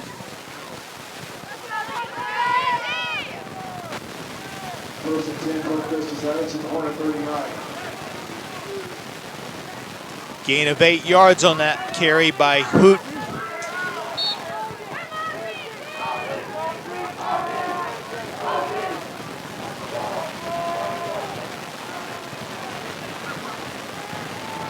Patterson out of the gun. There was movement on the left tackle for Christmas Addicts. And I even saw it from my vantage point in the press box. Loss of 5 yards on the play. 1st and 15 for the Tigers.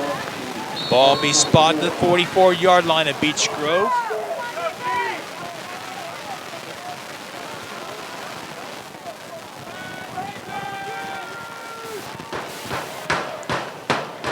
Out of the gun is Patterson. Takes the snap. Pass is caught on the far side of the field. Was it caught, then dropped? There was a fumble on the play. No, they ruled it incomplete. The far side official signaled incomplete pass. Beech Grove claiming it has the football, but I believe the pass is going to be whistled incomplete. And it was an incomplete pass. The referee confirmed that. The official on the far side of the field signaled incomplete, and the head referee confirmed the other official's call. 2nd and 15. Evans, the lone running back. Patterson going to drop back to pass. It is almost caught by Christmas Axe, but fell incomplete. Devon Love, the intended receiver. 3rd and 15 coming up for Christmas Axe on the opening possession of the second half for the Tigers.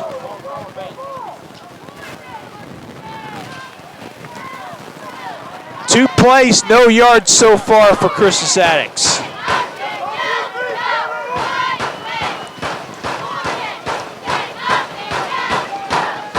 Patterson gets the play call.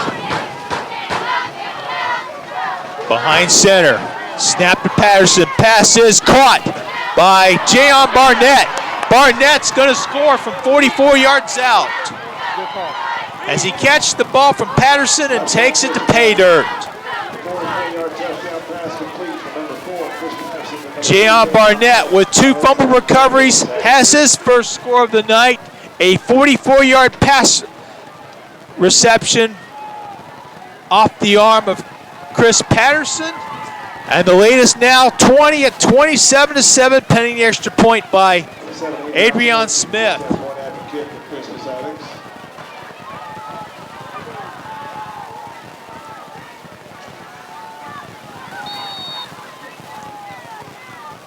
We need a block, we need a block, we need a block.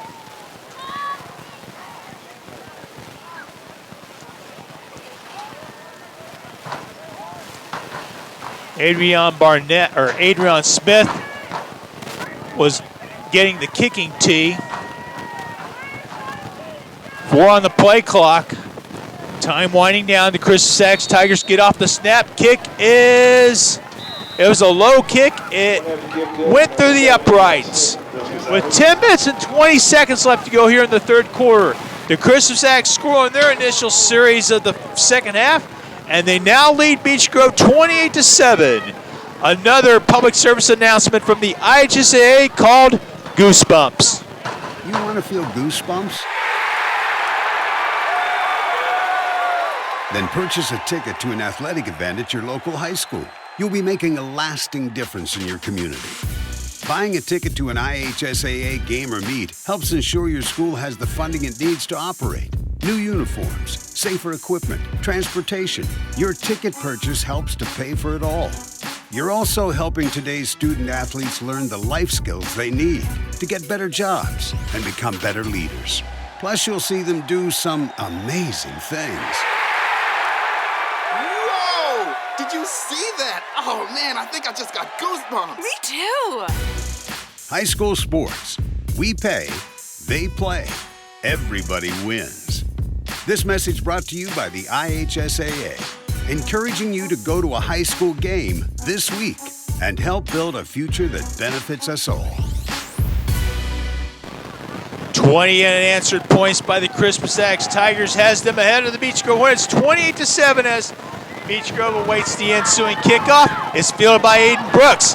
Brooks finds some running room. He's across the midfield stripe. He's still on his feet. He's knocked out of bounds at around the 31-yard line of Christmas Ags. Aiden Brooks with another nice kickoff return. Taking it deep into Christmas Ags territory. Ball be spotted at the 31-yard line. The Hornets are playing without starting quarterback Gavin Mitchell, who suffered a broken collarbone in last week's loss to East Central. Gavin was hurt early third quarter. Quarterback keep by Braden Keene. And he's going to pick up about 3 yards before being tackled. Braden Keene is the third string quarterback. Keene is a sophomore. Adonis Adams is a freshman. He started this contest but struggled early. Keene has taken over as a signal caller. That was Teron Washington on the carry. His forward progress was curtailed at about the 27-yard line. Actually, he spotted 28. No gain on the play. 3rd and 7 for the Hornets. Beech Grove needs to score in the worst way. Keene behind center. Takes a snap. Hands off to Tompkins. Tompkins looking for the first down. He's got it in more. He's going to be knocked out of bounds at around the 10. Let's see where they'll spot the football. It will be placed at about the 10, I believe. It is the 10-yard line. Pickup of 18 for Tompkins. Another sophomore on this Beech Grove roster. Morris looking to close this deficit. We've got a timeout taken by whom? Christmas Ags. That's the first timeout taken by the Tigers. We'll take one here with 9 minutes and 5 seconds left to go here in this third quarter. Christmas Ags leads Beech Grove 28-7. One of our sponsors is Whalen Realty Group.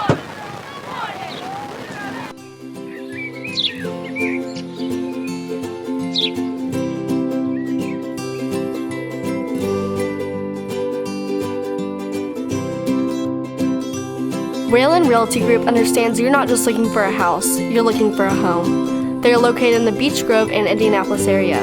Whalen Realty also offers the Home for Heroes specialty. To learn more and to find a home today, visit whalenrealtygroup.com. First and goal, Beech Grove from the Christmas Ags 10 when play resumes here. Got a score update. Roncalli leads Frankfort 35-0 at the end of 3 quarters from Roncalli Stadium. So Roncalli well on its way to winning the ball game, and a touchdown is scored by Beech Grove. I believe that was Teron Washington, number 21 on the carry.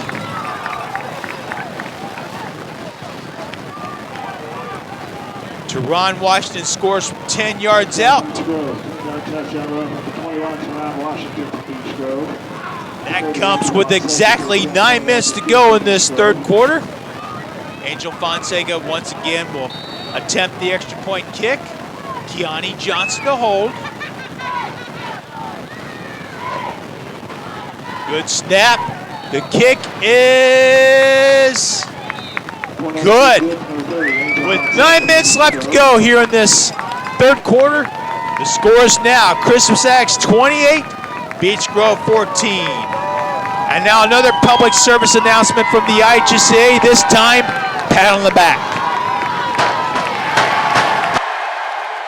If you bought a ticket to an IHSAA athletic event last weekend, give yourself a giant pat on the back. You helped ensure our school has the resources it needs to support our athletic program. You might have even punched somebody's ticket to a better life. Yeah, like mine. So give yourself a big high five. Yeah.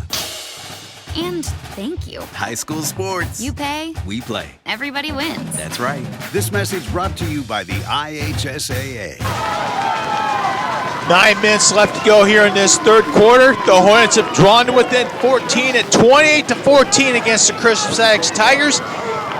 in the opening round of the sectional, Class 4A Sectional 22. The first ever meet between these two schools. Christmas Axe with the upper hand for the moment. However, Beech Grove has other ideas, looking to claw its way back into this contest.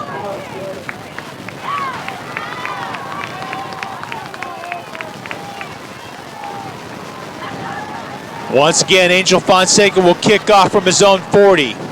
He attempted an onside kick on the opening kickoff of this half, but the ball went out of bounds. Christmas Axe took over at its own 48, resulting in a touchdown by Jayon Barnett on a 44-yard pass from Chris Patterson. It's another onside kick, and it's recovered by Beech Grove. Let's see who's on the recovery. Beech Grove has the football. Not sure who recovered. It might have been Donovan Bailey or Teron Washington. Teron Washington recovers the onside kick. The Hornets will take over at the Christmas Axe 38. Let's see if Beech Grove take advantage of that recovery. No time ran off the clock. Handoff is to Teron Washington. There is a flag in the backfield. This may go against Beech Grove. This might be an illegal shift or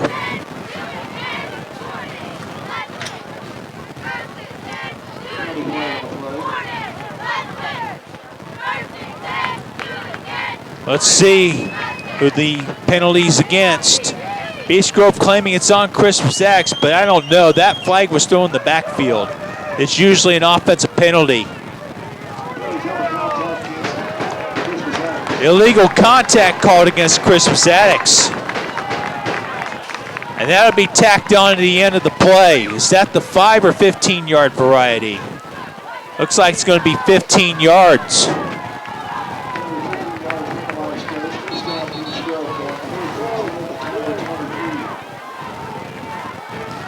Looked like a head slap as a result of the play. Ball spot at the 23.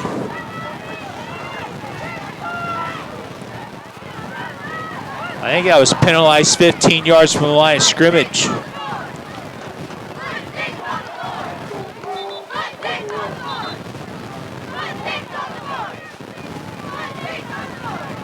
I think they may re-spot the football. Let's see.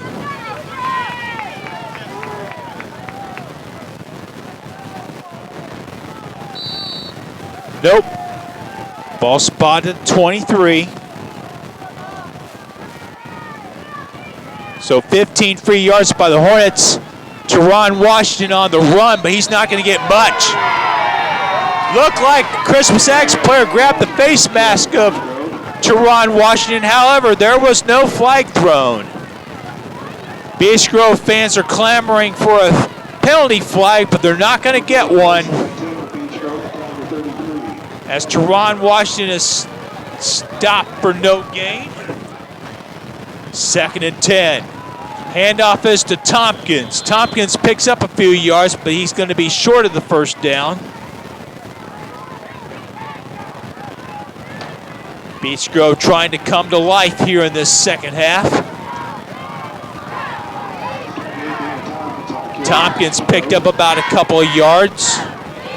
Setting up 3rd and 8 from the Christmas Axe 21-yard line. And the Beech Grove right tackle moved on the play, resulting in a false start. Going to be 3rd and 13 instead of 3rd and 8. Can't commit penalties at costly times. Or at opportune times, I should say.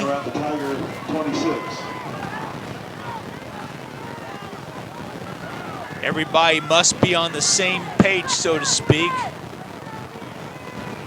Keene takes the snap, rolls to his left, pass is incomplete. Wide open was Donovan Bailey, I think. Number 5, Braden Keene, intended. Number 33, Sean Small. Sean Small, the intended receiver. 4th and 13 for Beach Grove, and tied to 26. Sean Small couldn't catch the football that time. He was wide open, but the throw might have been a bit low. Setting up 4th and 13. This is 4-down territory.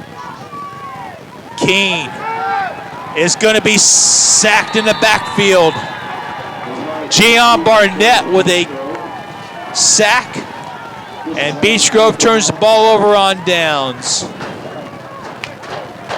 Ball will be spotted at the 33-yard line of Beech Grove. They may mark it at the 34. Let's see. First and 10 for Christmas Addicts at the Tiger 33.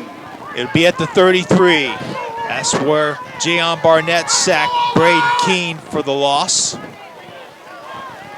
Another big play by Gian Barnett. Barnett, a senior. Chris Patterson back in the game at quarterback for the Christmas Addicts Tigers. Jaden Evans in the backfield. Handoff is to Evans. Evans looking for some running room. Has the first down, gets across the 45 to about the 46.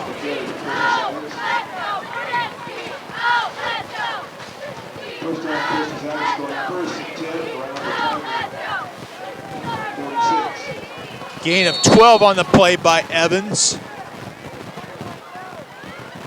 Just over 7 minutes to go here in this third quarter.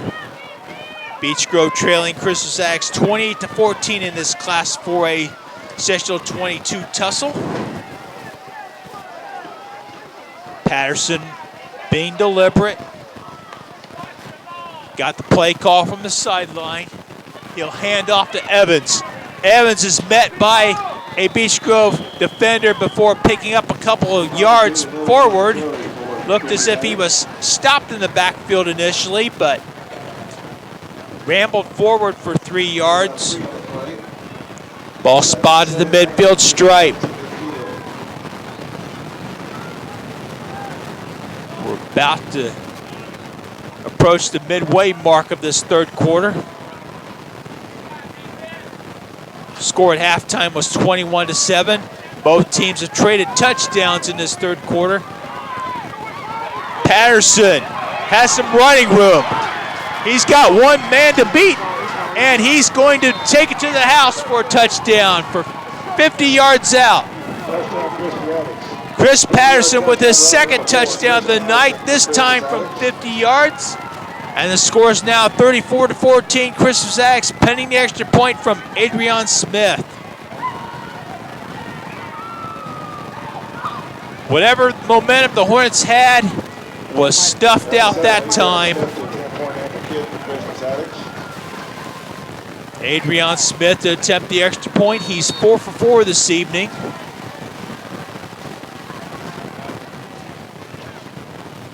Devon Love to hold. Snap is good. The kick is also good. With 6 minutes and 3 seconds left to go here in the third quarter, your score is now Christmas Addicts 35, Beech Grove 14. And now another public service announcement from the IHSAA called Goosebumps. You want to feel goosebumps? Then purchase a ticket to an athletic event at your local high school. You'll be making a lasting difference in your community. Buying a ticket to an IHSAA game or meet helps ensure your school has the funding it needs to operate. New uniforms, safer equipment, transportation.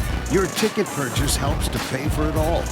You're also helping today's student athletes learn the life skills they need to get better jobs and become better leaders. Plus, you'll see them do some amazing things. Whoa! Did you see that? Oh man, I think I just got goosebumps. Me too. High school sports. We pay, they play, everybody wins. This message brought to you by the IHSAA, encouraging you to go to a high school game this week and help build a future that benefits us all. 35-14, Christmas Addicts leads Beech Grove with 6 minutes and 3 seconds left to go here in the third quarter. the opening round of Class 4A Sectional 22. The winner of this contest will face the winner of Frankfort and Roncalli next week in second round action of the sectional. This ball be fielded on the far side of the field by, I think that's Donovan Bailey. Bailey's going to get to about the 17, I believe. Or Sean Small, I beg your pardon. Once again, these numbers are hard to read. We got an injured Chris Zach's player down on the field.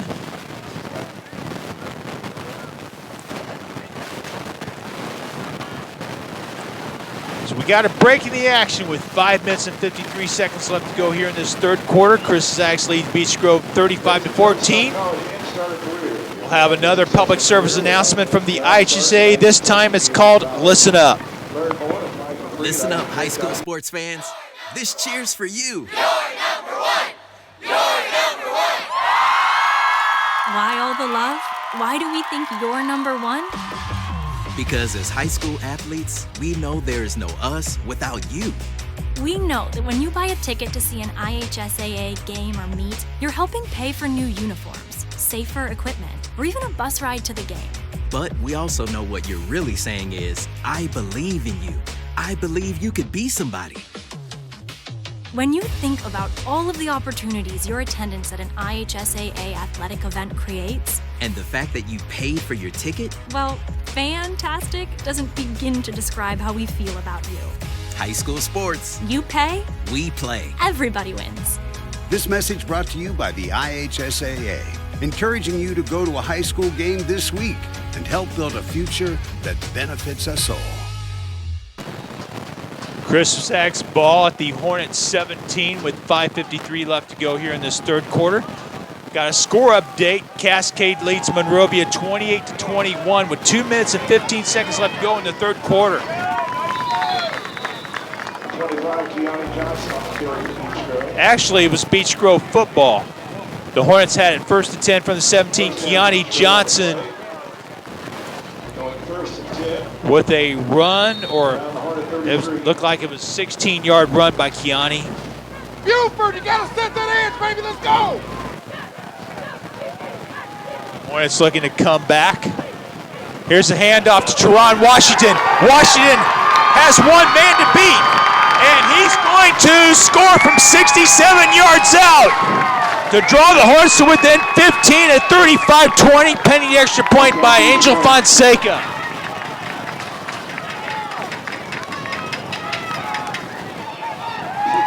Touchdown run from the 21, Teron Washington for Beech Grove. We got a score update. Bishop Chatard leads Brebeuf Jesuit 42-7 at the end of the third quarter. In first round action of the sectional. Angel Fonseca will once again attempt the extra point. He's been perfect so far in extra points this season. Keanu Johnson to hold. Good snap. Kick is good. With 5 minutes and 23 seconds left to go in the third quarter, your score is now the Crisp-Sadix Tigers 35 and the Beech Grove Hornets 21. Back after this here on BGSN. Another public service announcement from the IHSAA called Pat on the Back. If you bought a ticket to an IHSAA athletic event last weekend, give yourself a giant pat on the back. You helped ensure our school has the resources it needs to support our athletic program. You might have even punched somebody's ticket to a better life. Yeah, like mine. So give yourself a big high five. Yeah. And thank you. High school sports. You pay. We play. Everybody wins. That's right. This message brought to you by the IHSAA. Don't go away, folks. With 5 minutes and 23 seconds left to go here in this third quarter, Beech Grove trying to come back from this huge deficit.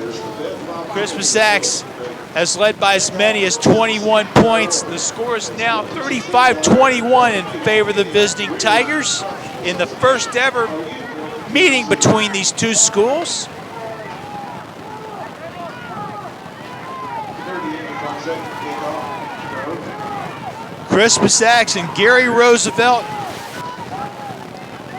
have been in existence for several years. Both of those schools were once segregated schools.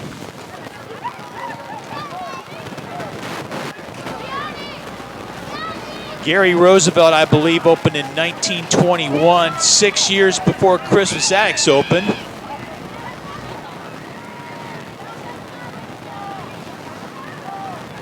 Angel Fonseca to kick off for Beach Grove from his own 40.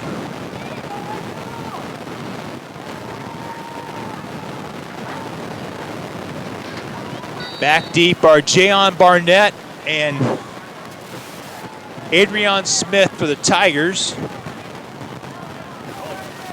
Ball will be fielded by Smith. That is 18. Smith still on his feet. He's going to be tackled at around the 26-yard line. 7, Adrian Smith on the kick return for Christmas Addicts. First down, Christmas Addicts. We got a flag on the play, a late flag. I think it might be a sideline warning, maybe.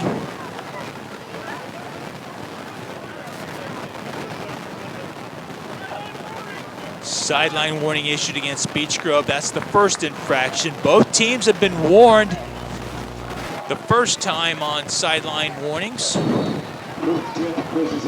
Next infraction will carry a 5-yard penalty.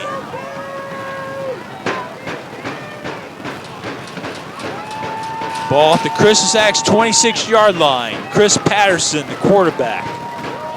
Jaden Evans in the backfield. Handoff is to Evans. Evans gets across the 30, down to about the 31. However, there is another flag on the play. This might be a hold against Christmas Axe unless Beach Grove Hornet caught the face mask of the runner. The officials will discuss things. This may go against the Tigers. It's going to be a hold against Christmas Addicts. The referee was conferring with Josh Fryer as to whether to accept the penalty or take the down. And Josh Fryer elects to accept the penalty. Be first and long for Christmas Addicts as a result of the play. Ball be spotted around the 18-yard line.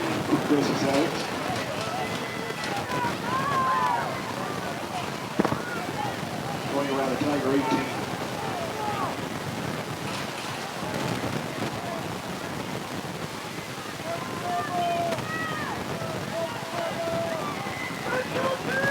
First and long for Christmas Addicts. Ball spot the 18-yard line. Here's a pass from Patterson. It is caught on the far side of the field. That is Devon Love. He's still on his feet. He'll be brought down to around the 35, but they'll mark forward progress at the 38. And we've got some extracurricular activity on the field as a flag is thrown through the play. We got another flag thrown. Wonder if somebody got kicked out possibly.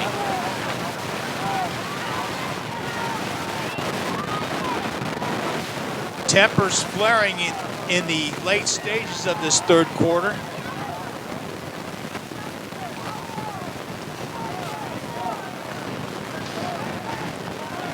Players losing their cool.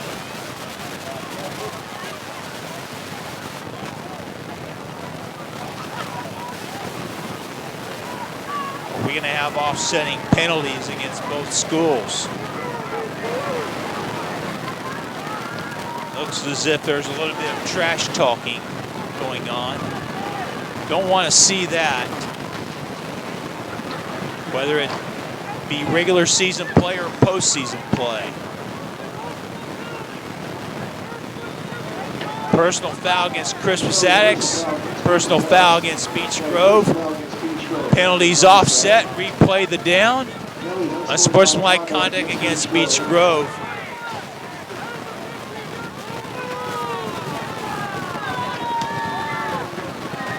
So the ball will be marked 15 yards to the end of the play. Ball be spotted at the 47-yard line at Beech Grove after all said and done. 4 minutes and 38 seconds left to go here in this third quarter.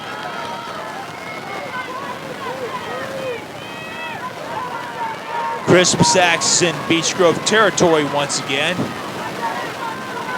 Jim Cross getting an explanation from one of the officials as to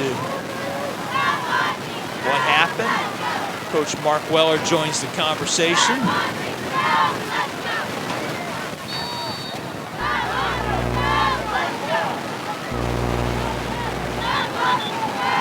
Tiger football at the 47. We got an official's timeout. This has been a long third quarter. It still has 4 minutes and 38 seconds to go.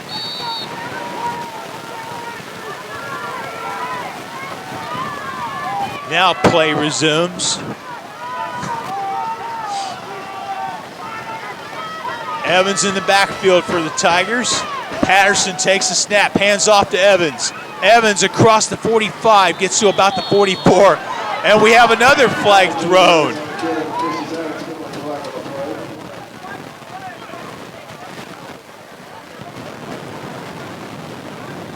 I don't think this is Flag Day. I thought Flag Day was June 14th. It's October 25th, and yet another flag. It's a 5-yard infraction against the Hornets. Ball be spotted at the 39-yard line of Beech Grove.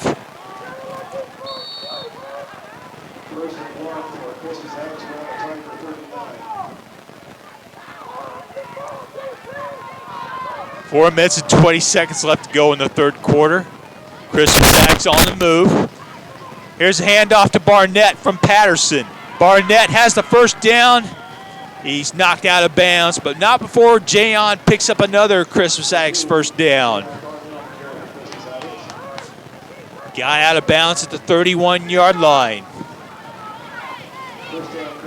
Clock is stopped for the movement of the chains. In fact, he got out of bounds.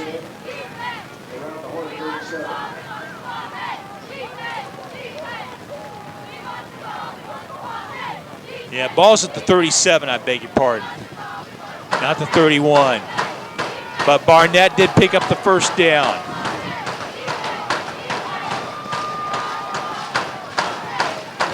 Christmas Axe on the move.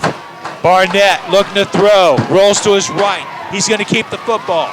Barnett across the 30, across the 25. He's knocked out of bounds.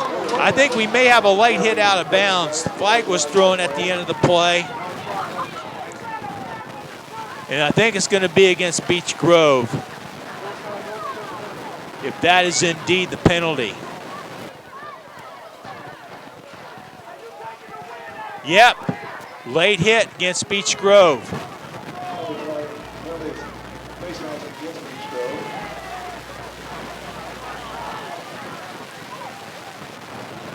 Lutheran leads Sheridan 49-14 at the end of 3 quarters. That score was updated a few minutes ago. Have not been able to get you up to speed on first round action.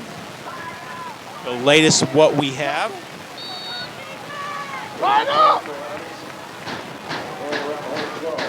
3:58 left to go. The ball spotted at the 13-yard line of Beech Grove. Make that the 12-yard line. Christmas Axe looking to put this contest out of reach. Patterson out of shotgun formation. He's going to throw. Pass is intercepted. Let's see who was on the interception. Garrett Esposito, number 31. Defending against Gian Barnett in the end zone. Garrett Esposito comes up with the interception. And the Hornets remain in this contest down by just 14 points. Still plenty of time left. 3 minutes and 52 seconds left to go in this third quarter. And we have the entire fourth quarter left to go. Ball be spotted at the 20-yard line as a result of the touchback. Braden Keene remains the quarterback. 2 men in the backfield. Teron Washington and Damon Tompkins. Handoff is to Washington. Washington not going to get much there. Might have picked up one, but that's it.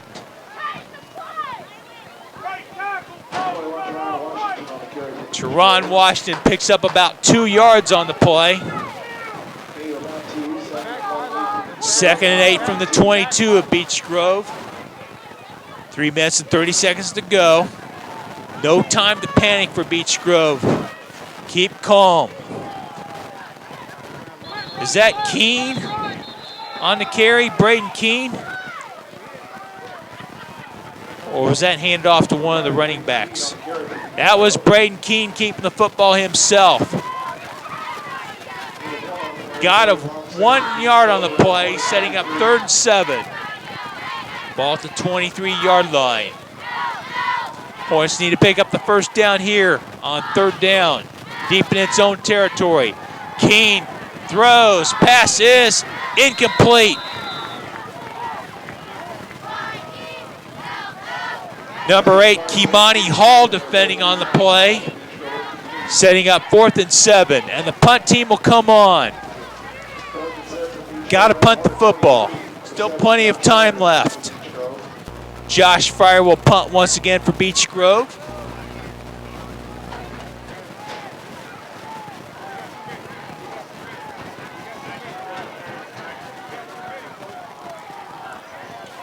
Line of scrimmage is the 23-yard line. Back deep is Jayon Barnett for Christmas Addicts. What do we have? An official's timeout? No, timeout taken by Christmas Addicts. It's the 2nd timeout taken by the Tigers. We'll take one here with 2 minutes and 49 seconds left to go here in the 3rd quarter. Christmas Addicts leads Beech Grove 35-21 when we come back in a moment. Here on Bgsn, another public service announcement forthcoming by the IHSAA, this time Goosebumps. You want to feel goosebumps? Then purchase a ticket to an athletic event at your local high school. You'll be making a lasting difference in your community. Buying a ticket to an IHSAA game or meet helps ensure your school has the funding it needs to operate. New uniforms, safer equipment, transportation. Your ticket purchase helps to pay for it all. You're also helping today's student athletes learn the life skills they need to get better jobs and become better leaders. Plus, you'll see them do some amazing things. Whoa! Did you see that? Oh man, I think I just got goosebumps. Me too. High school sports. We pay, they play. Everybody wins. This message brought to you by the IHSAA, encouraging you to go to a high school game this week and help build a future that benefits us all. While we were in that commercial, Josh Fryer punted for 47 yards. It was down to the 30-yard line. Fryer's longest punt by far this evening. Christmas Addicts will take over 1st and 10 at its own 30-yard line with 2 minutes and 40 seconds left to go here in this 3rd quarter of play. Class 4A Sectional 22 action between Christmas Addicts and Beech Grove. Glad you can join us here on YouTube TV. Jim Pick back with you from TCU Veterans Stadium. Beech Grove looking to come back from a huge deficit against this formidable Christmas Addicts ball club. Won 6 of 8 during the regular season. Beech Grove 2-7 thanks to 3 forfeit losses. Handoff is to Evans, Jaden Evans, number 5. Picked up about 5 yards on that play. 2nd and 5 for the Tigers from the Christmas Addicts 35-yard line. Abe Toffik is in his 2nd season at Christmas Addicts. He coached at Indianapolis Northwest for 2 years and then coached at Richmond in 2017. He's in his 5th consecutive season as a head coach. Patterson pitches out to Evans. Evans finds some running room, has the first down before being tripped up. Oh, check that. It was Buford Hooten on the carry. Try to say his name 3 times real fast. Buford Hooten picked up the first down. Gain of 10 yards on that play. 1st and 10 Tigers from their own 45-yard line. Under 2 minutes to go here in this third quarter. It's been a rather long third quarter here at TCU Veterans Stadium. Sean Small looking to recover from his injuries. He's doing some running along the Beech Grove sideline. Here's Patterson rolling to his right. Pass is intercepted. I think that was Garrett Esposito. And if it was, that's his second pick of the night. Garrett Esposito with another interception.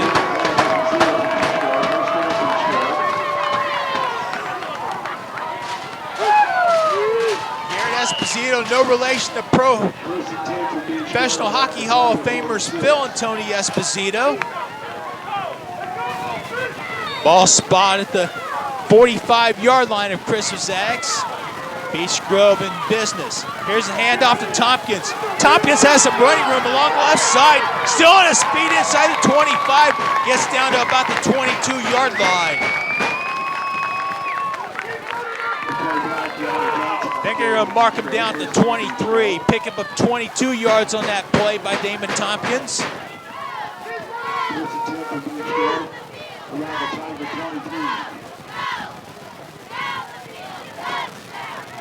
First and 10, Beech Grove from the Christmas Zags 23-yard line.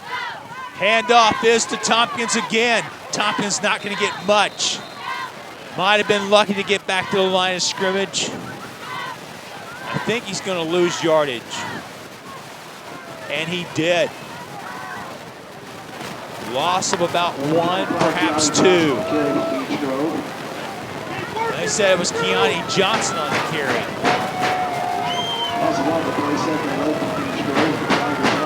Loss of 1 yard. 2nd and 11 from the Tiger 24. It was bobbled by Keene, the snap. He recovered it, picked up a few yards before being tackled.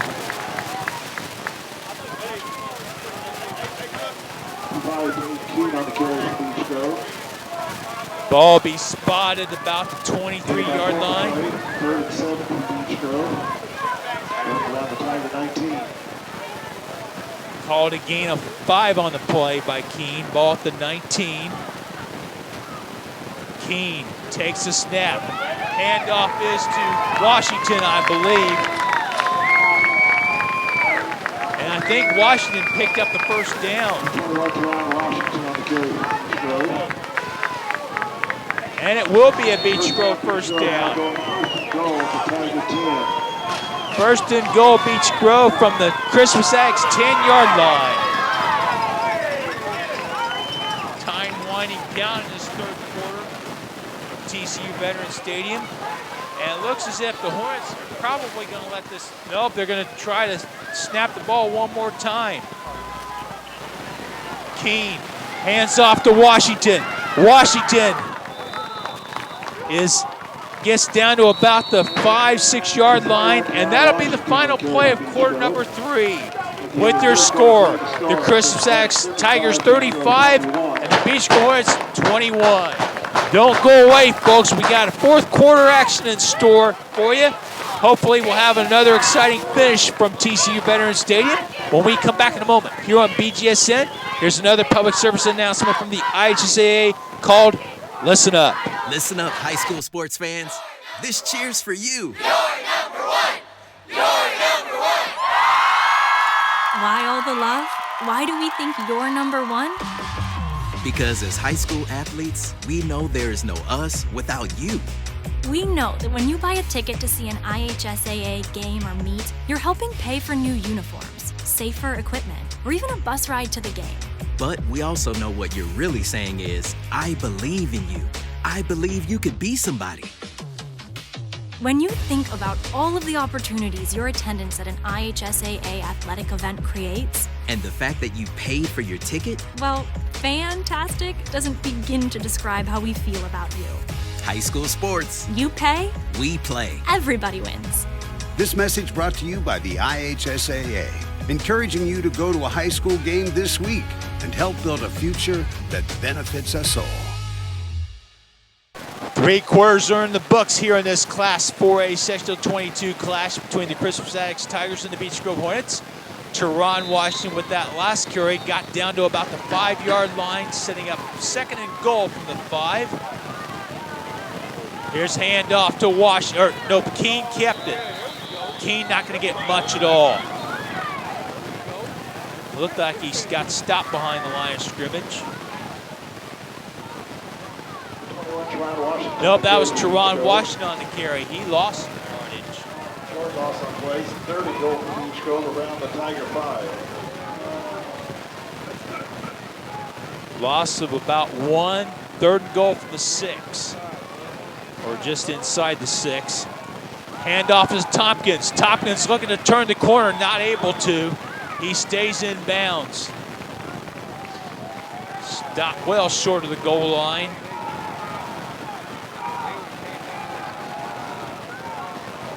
Might have picked up 1, maybe 2. See where they'll spot the football. 25, Keani Johnson, the carry for Beech Grove. That was Keani Johnson. And around the play. 4th and goal for Beech Grove. 4th and goal from the 5. Man in motion. Keene pitches out. And that's a busted play. I think that was Damon Tompkins on the carry. He was stopped in the backfield as Beech Grove turns the ball over on downs. Crispus Attucks will take over on downs. Crispus Attucks snuffs out that Beech Grove scoring opportunity.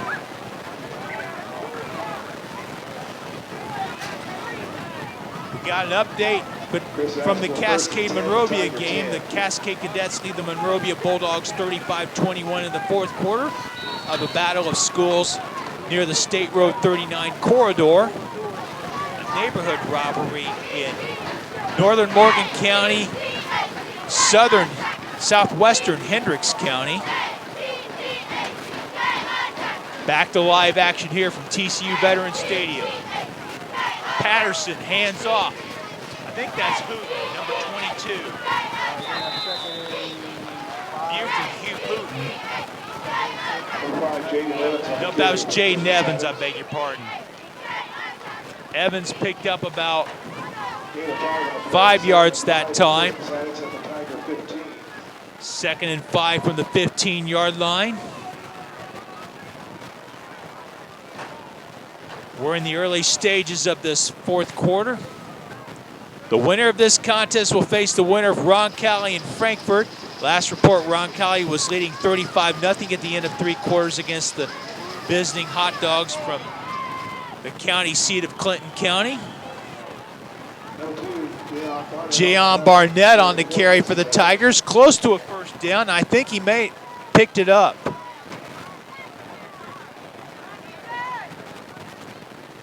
He had to get to the 20-yard line. Not sure if he did. I think he's going to be just shy.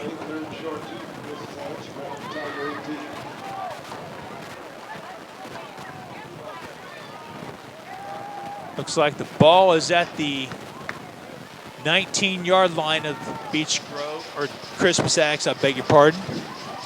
Patterson takes the snap. He's going to keep it. He has the first down and more. Across the 35. He's still on his feet. He's in Beech Grove territory. Patterson is going to be tackled close to the sideline. Huge run for Chris Patterson that time. He'll be marked down to 33. A 48-yard run for Chris Patterson.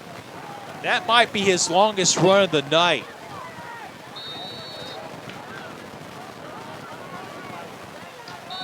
Ball spot at the 33-yard line of Beech Grove. Tigers looking to put this one out of reach. Here's the handoff. I think this is Evans. Jaden Evans. Might have picked up 1, but that's it.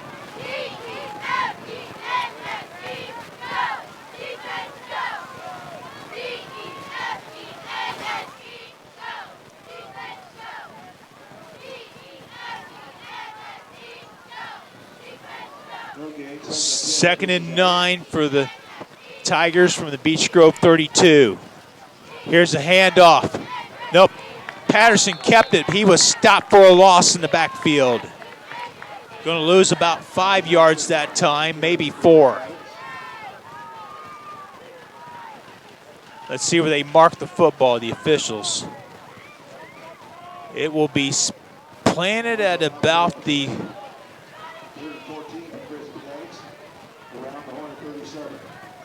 ball spot at the 37-yard line, setting up 3rd and long. Beech Grove needs to stop the Tigers here on 3rd down. This will likely be 4-down territory for Christmas Addicts as they have nothing to lose, being up by 2 scores. Here's a pass. It is off the hands of the Tiger receiver.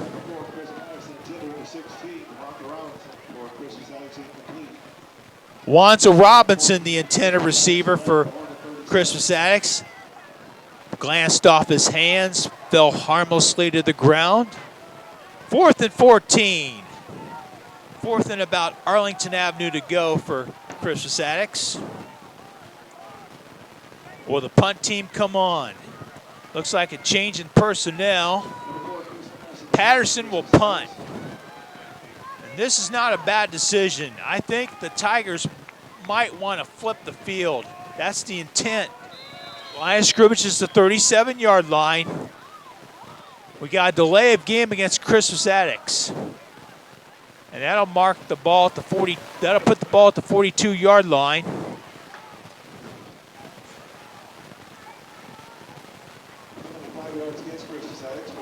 That penalty might have been by design.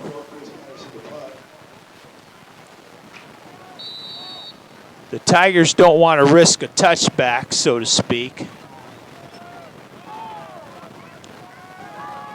Patterson awaits the snap from center. Good snap. It's a good punt. It takes a Beech Grove bounce. It'll be down at about the 21-yard line. So it's a 21-yard punt by Chris Patterson. No return. A short punt, but Beech Grove is pinned deep in its own territory. Ball at the 21-yard line. 8 minutes to go. 8 minutes exactly in this 4th quarter. It's do or die time for the Hornets. They need to rally, trailing by 14 points. Keene will pass the football. That's off the hands of Keani Johnson. Yep, Keani Johnson was the intended receiver. Pass fell incomplete. 2nd and 10 from the 21-yard line.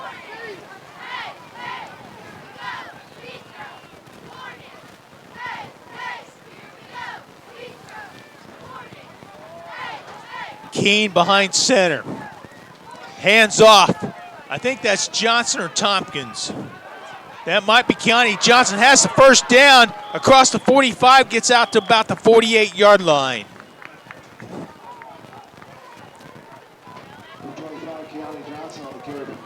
That was Keani Johnson on the carry.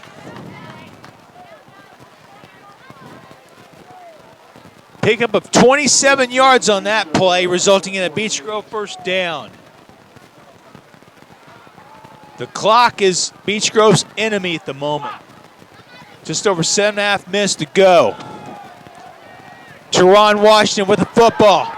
Looking for some running room. He's not going to find any. He's brought down in the backfield. Jayon Burnett in on the tackle along with number 3, Ben Crane for Christmas Addicts.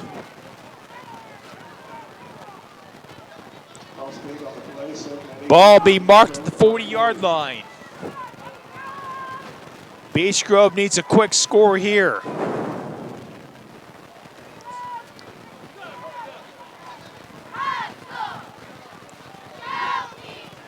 Braden King gets the play call from head coach Mark Weller in his 9th season at the helm here at Beech Grove High School. Teron Washington in the backfield for the Hornets. We got timeout taken by Beech Grove. We'll take one here with 6 minutes and 54 seconds left to go here in this Class 4A Sectional 22 tussle between these two teams. Christmas Axe leads Beech Grove 35-21. We come back in a moment here on BGSN.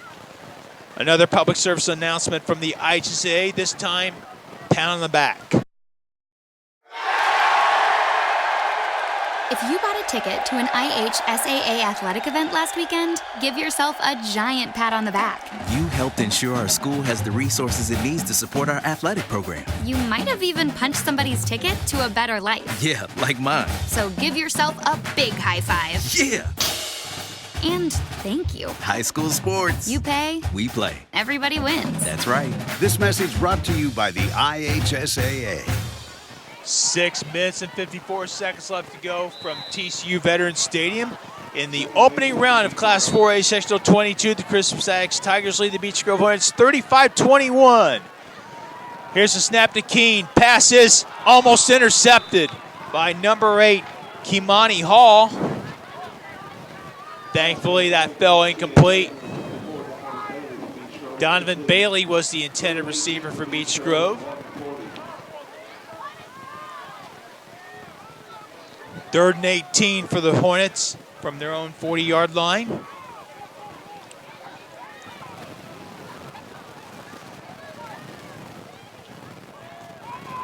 Here's the handoff. Was that ball fumbled? I think there was a fumble. Did Christmas Axe recovered? I don't know if that was Teron Washington on the carry. It was recovered by number 22, Buford Hooten. And that might have been all she wrote for Beech Grove, as there are just 6 minutes and 39 seconds left to go in this Class 4A Sectional 22 sectional contest. Tigers leading 35-21 with the football. It looks as if the Tigers will keep the ball on the ground. Patterson in shotgun formation. He'll hand off to Jaden Evans. Evans picks up a few yards.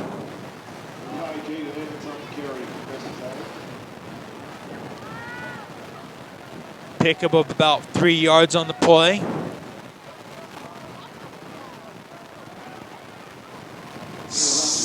Second and 7 for the Tigers from the Beech Grove 36-yard line.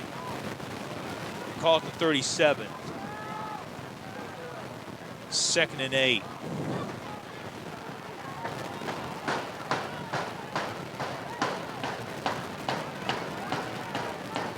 Patterson awaits the snap. He'll hand off to Evans. Evans finds some running room, gets to about the 30, close to a first down. He's going to be a little bit short. However, the clock will continue to run, as it's Christmas Addict's ally, at least for the remainder of this contest. 3rd and 1. Tigers content to keeping the ball on the ground.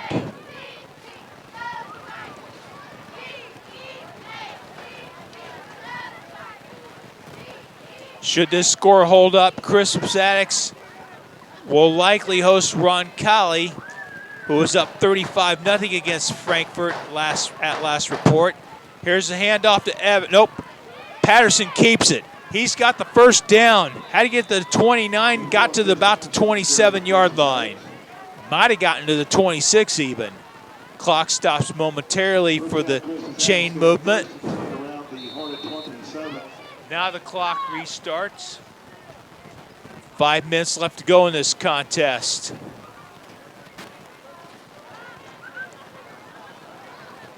Unless things drastically change, Beech Grove will finish up the 2019 season with a record of 2 wins and 8 losses. 5-5 on the field, 2-8 off it, thanks to 3 forfeit defeats.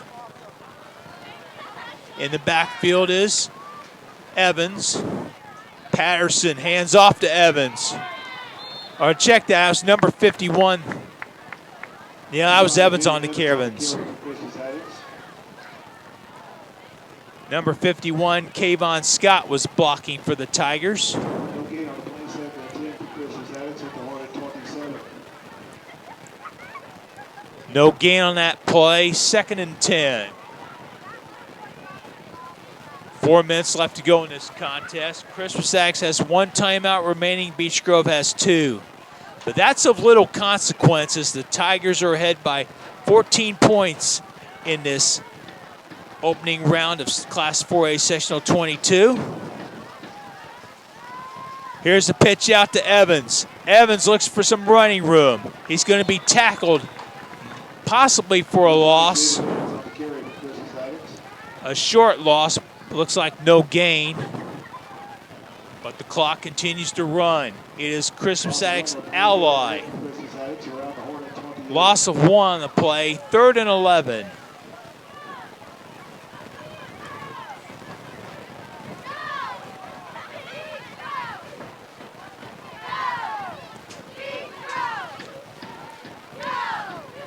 Christmas Addicts in no hurry whatsoever. Enjoying a 14-point advantage. Looks like it's pistol formation for the Tigers. Handoff is to Evans. Evans is going to be brought down at around the 28-29 yard line. Setting up 4th down. Timeout taken by Beech Grove. We'll take one here with 2 minutes and 42 seconds left to go in this Class 4A Sectional 22 contest. Christmas Addicts leads Beech Grove 35-21. We come back in a moment here on BGSN.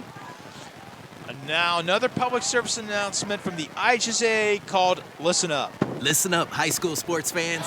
This cheers for you. You're number 1. You're number 1. Why all the love? Why do we think you're number 1? Because as high school athletes, we know there is no us without you. We know that when you buy a ticket to see an IHSAA game or meet, you're helping pay for new uniforms, safer equipment, or even a bus ride to the game. But we also know what you're really saying is, I believe in you. I believe you could be somebody. When you think about all of the opportunities your attendance at an IHSAA athletic event creates, and the fact that you paid for your ticket, well, fantastic doesn't begin to describe how we feel about you. High school sports. You pay, we play. Everybody wins. This message brought to you by the IHSAA, encouraging you to go to a high school game this week and help build a future that benefits us all. While we were away, Chris Patterson quick kicked on 4th down. It was fielded by Beech Grove. It was returned to the Beech Grove 45. 2 minutes and 32 seconds left to go in this contest. The Hornets will begin their next offensive series with 1 timeout remaining. Hornets need to get a quick score plus an onside kick recovery. Here's the handoff to, I think, Teron Washington. Washington not going to get much at all. Might have lost a couple of yards. Couple of final scores. Cascade defeated Monrovia 49-21. Danville defeated Tri-West 28-12 in a matchup of Hendricks County High School. So congratulations to Cascade and Danville for advancing to round 2 of the sectional. Here's a pass caught by, was that Tompkins? Yep, Damon Tompkins on the reception. He was tackled, looked like a horse collar tackle against Christmas Addicts.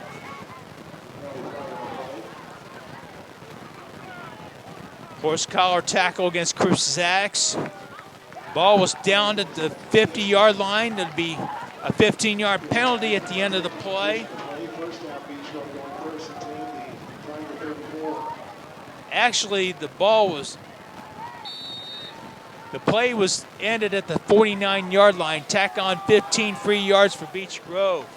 Minute 56 to go. Keene takes the snap. Will pass the football. It is caught far side of the field. Is he in for a touchdown? Yes! It looked as if Braden Keene was close to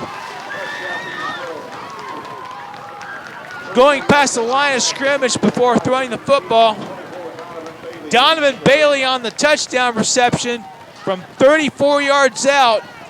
That comes with 1:48 left to go in the contest. The score is now 35-27 in favor of Crystal Zags, pending the extra point from kicker Angel Fonseca. Looking to tack on another extra point to draw the Hornets within 7. Once again, it's Keani Johnson to hold. Snap is good. The kick is also good with 1 minute and 48 seconds left to go in this contest. Your score is now Crystal Zags 35, Beech Grove 28.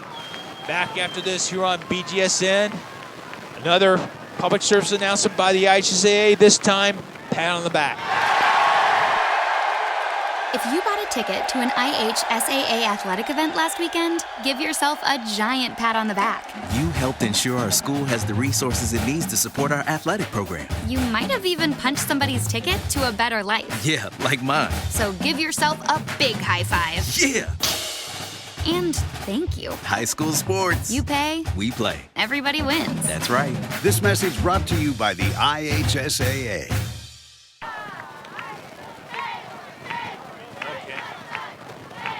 Minute 48 left to go in this contest. The Hornets have drawn to within 7 on a 34-yard touchdown pass from Braden Keene to Donovan Bailey. And it looks as if the Hornets will attempt an onside kick. Angel Fonseca will put it in play. Crystal Zags will have its hands team on. One of those awaiting the football is number 2, Jayon Barnett, who's had a good game tonight for the Tigers.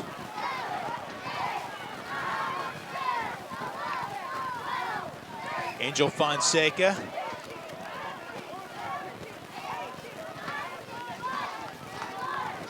Kickoff from his own 40. The ball has to travel 10 yards before Beech Grove can touch the football. It's fielded by Barnett, and he's immediately tackled. Ball took a Crystal Zags bounce, but Barnett was there to catch the football and hold on for dear life. He will be down at about the 48, 49-yard line. Let's see where the officials place the football. It'll be at the 48-yard line. Minute 45 left to go in this contest. The Hornets have 1 timeout remaining. The Tigers will keep the football on the ground. They would be wise to do so. Patterson remains the quarterback. He's operating out of shotgun formation. Jaden Evans at running back. Handoff is to Patterson. He's going to be tackled for a loss.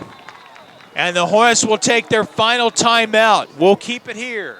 Minute 38 left to go. Timeout with 1 minute 38 seconds left to go in the contest.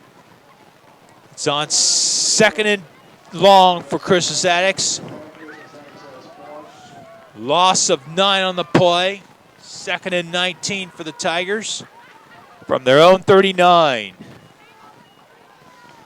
Another final score. Lutheran defeats Sheridan 62-14. The Saints advance to the 2nd round of sectional play, Class 1A.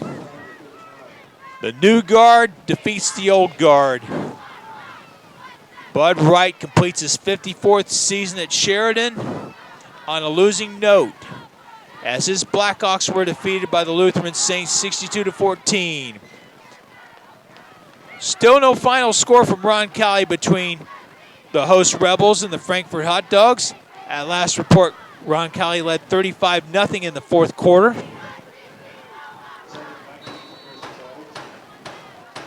The Hornets can no longer stop the clock.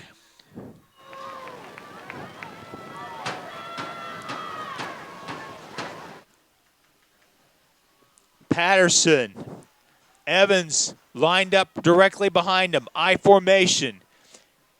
Handoff is to Evans. He gets to about the line of scrimmage.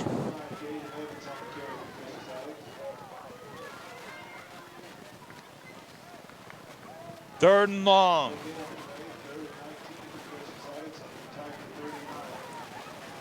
The Hornets might get the football back if they can stop Chris Wasatix here on this offensive drive. 3rd and 19. No gain on the play by Jaden Evans. Minute to go. Evans takes the handoff from Patterson. He's going to be stopped for a no gain.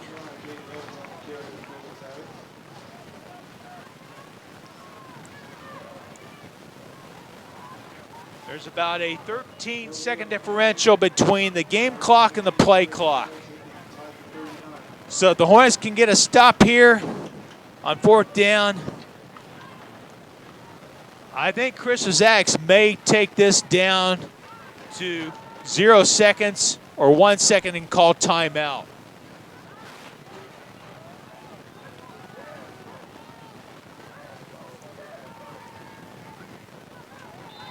And we're going to have a delay of game penalty against the Tigers unless Chris Wasatix called timeout. Nope, delay of game.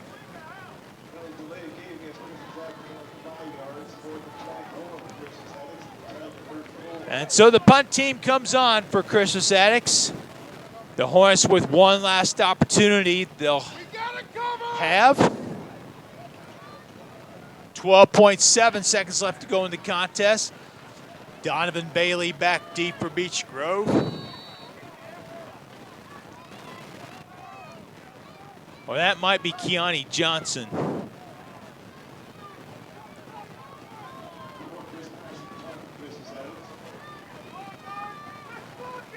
I think that's Bailey. We got a flag on the play. It takes a Chris Wasatix bounce. Is going to go out of bounds with about 5.4 seconds left to go. Let's see who the penalty's against. If it's on Chris Wasatix, I think the Hornets should decline and take the football where the ball went out of bounds, if that's the case. Let's see here.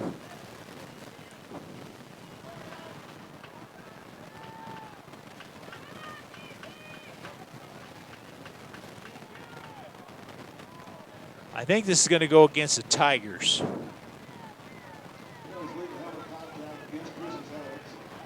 Penalty is declined. Beech Grove will take over. Let's see where the ball is spotted. 5.4 left to go in the contest. Ball be spotted to the 38-yard line. Time for one play.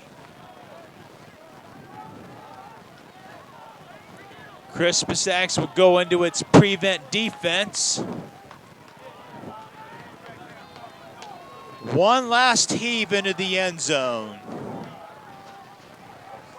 Braden Keene, left-handed quarterback. 4 men on the line for the Tigers.